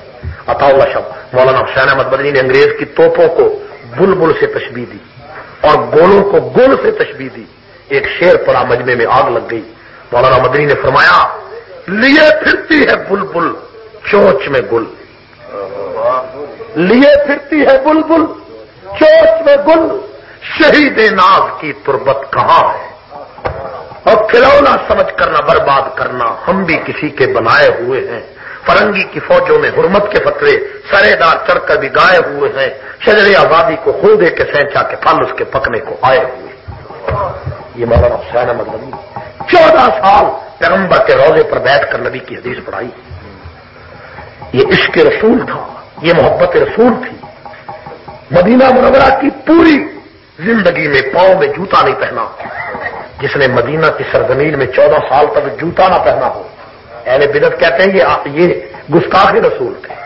تم اچھے عاشق رسول ہو کہ نبی کے روضے پہ جو امام کھڑا ہے اس کو کہتے ہیں یہ کافر ہو گیا، جو مدینہ منورہ مکہ مکرمہ میں امام ہے اس کو کہتے ہیں کافر ہو گیا، جو نبی کے مصلے پر کھڑے ہوئے امام کو کافر کہے وہ نبی کا عاشق، اور جو 14 سال وہاں جوتا نہ پہنے وہ نبی کا گستاخ۔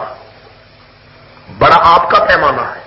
مولانا قاسم نانوتوی رحمۃ اللہ علیہ نے جوتا نہیں پہنا، جوتا اتار لیا 7 میل پہلے۔ مریدوں نے کہا پاؤں میں پتھر چبھیں گے، فرمایا بات پتھروں کی نہیں، میں تو جوتا اس لیے اتارتا ہوں کہ شاید ان پتھروں پہ رسول اللہ کے قدم آئے ہوں، اور نانوتوی کا جوتا کہیں قدموں کے اوپر نہ آئے۔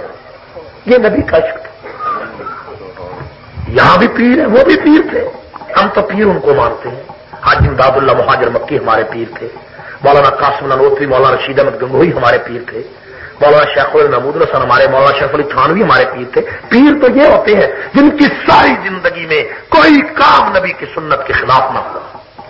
یہ پیر ہی ہے کہ بولو تو صحیح، تو جیڑے خیر نہ نیتی نہ قضا کی تھی وہ بھی پیر ہو گئے۔ رحیم یار خان، بڑا عجیب واقعہ، حضرت شیخ القرآن مولانا غلام اللہ خان اللہ تعالیٰ انہوں پہ رحمت کرے، انہوں نے درجات میں بلند کرے، بہت بڑی ہستی گزری، بہت بڑا کام شیخ القرآن رحمت اللہ علیہ نے کیا ہے، اس میں کوئی شک نہیں، کوئی مانے نہ مانے شیخ القرآن کی عظمت کا کوئی انکار نہیں کر سکتا۔ شیخ القرآن رحمت اللہ علیہ کی موت کے تھی ایک اور پکے عقیدے کی، پکا سنی عقیدہ، لیکن اس کا خاون کچا عقیدے والا تھا۔ اس کے گھر میں ایک پیر صاحب آ گئے، خیر سے 6-7 دن گزر گئے تو بیوی نے اپنے خاوند سے کہا کہ تیرے پیر صاحب جو آئے ہیں ان سے کہو نماز تو پڑھا کرے۔ 8 دن جو لنگ گئے تو نماز ہجے پڑھی ہونا کوئی نہیں۔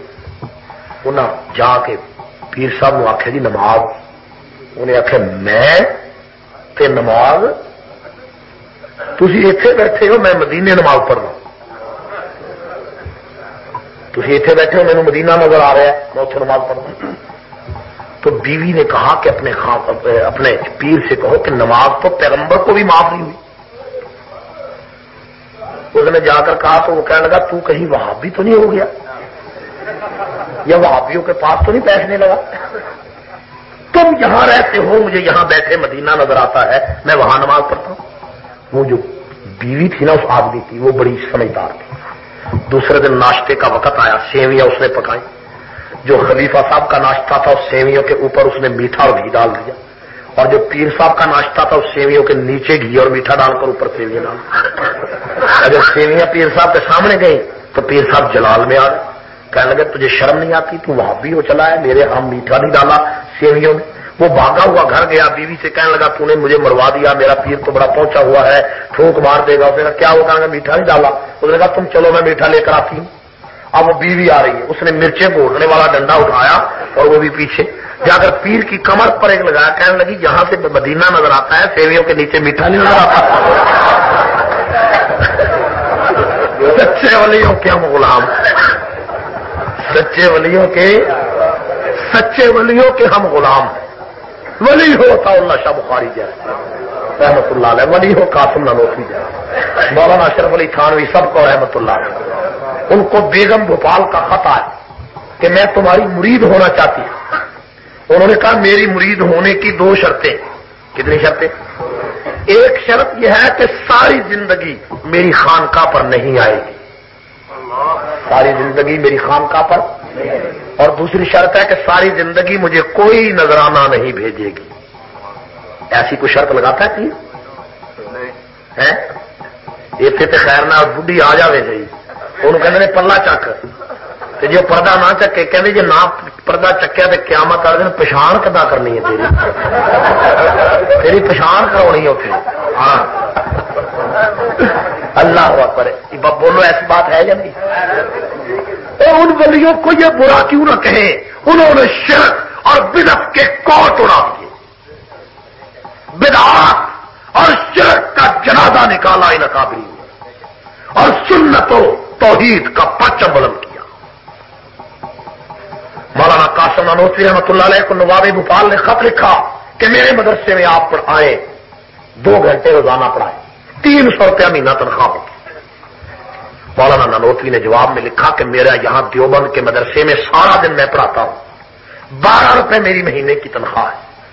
اس 12 روپے میں 4 روپے میرا خرچ ہے، 4 روپے میری والدہ کا خرچ ہے، میرے پاس تو باقی 4 روپے رکھنے کے لیے جگہ نہیں ہے، میں تیرے 300 کو کیا کروں گا؟ یہ ہمارے پیر و مرشد تھے. ہم کبھی ایسے پیروں کو مانتے؟ ٹھیک ہے، ایسے پیروں کو ماننا چاہیے کہ نہیں چاہیے؟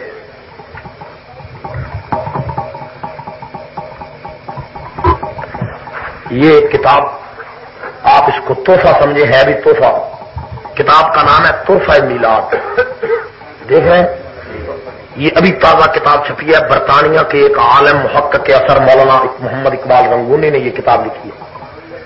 میلاد رسول پر ولادت رسول کا کیا معنی، ولادت اور سیرت میں کیا فرق ہے. یہ بڑی محققانہ کتاب ہے.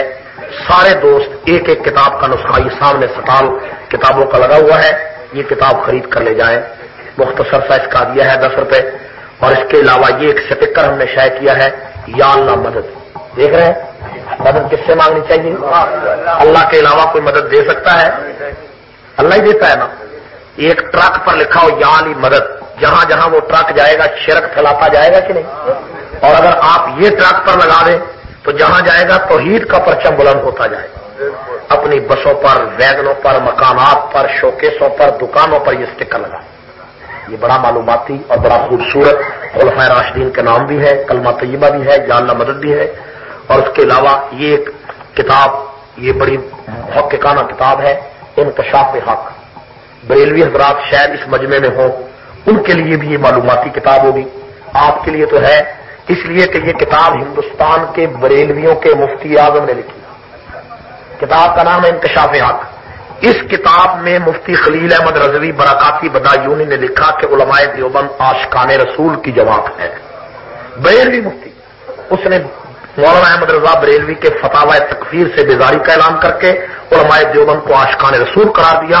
یہ 250 صفحے کی بڑی محققانہ کتاب ہے، بہت اعلیٰ عبارت. جتنی علماء دیوبند پر بریلویوں کے اعتراضات ہیں اس کا جواب بریلوی عالم نے دیا.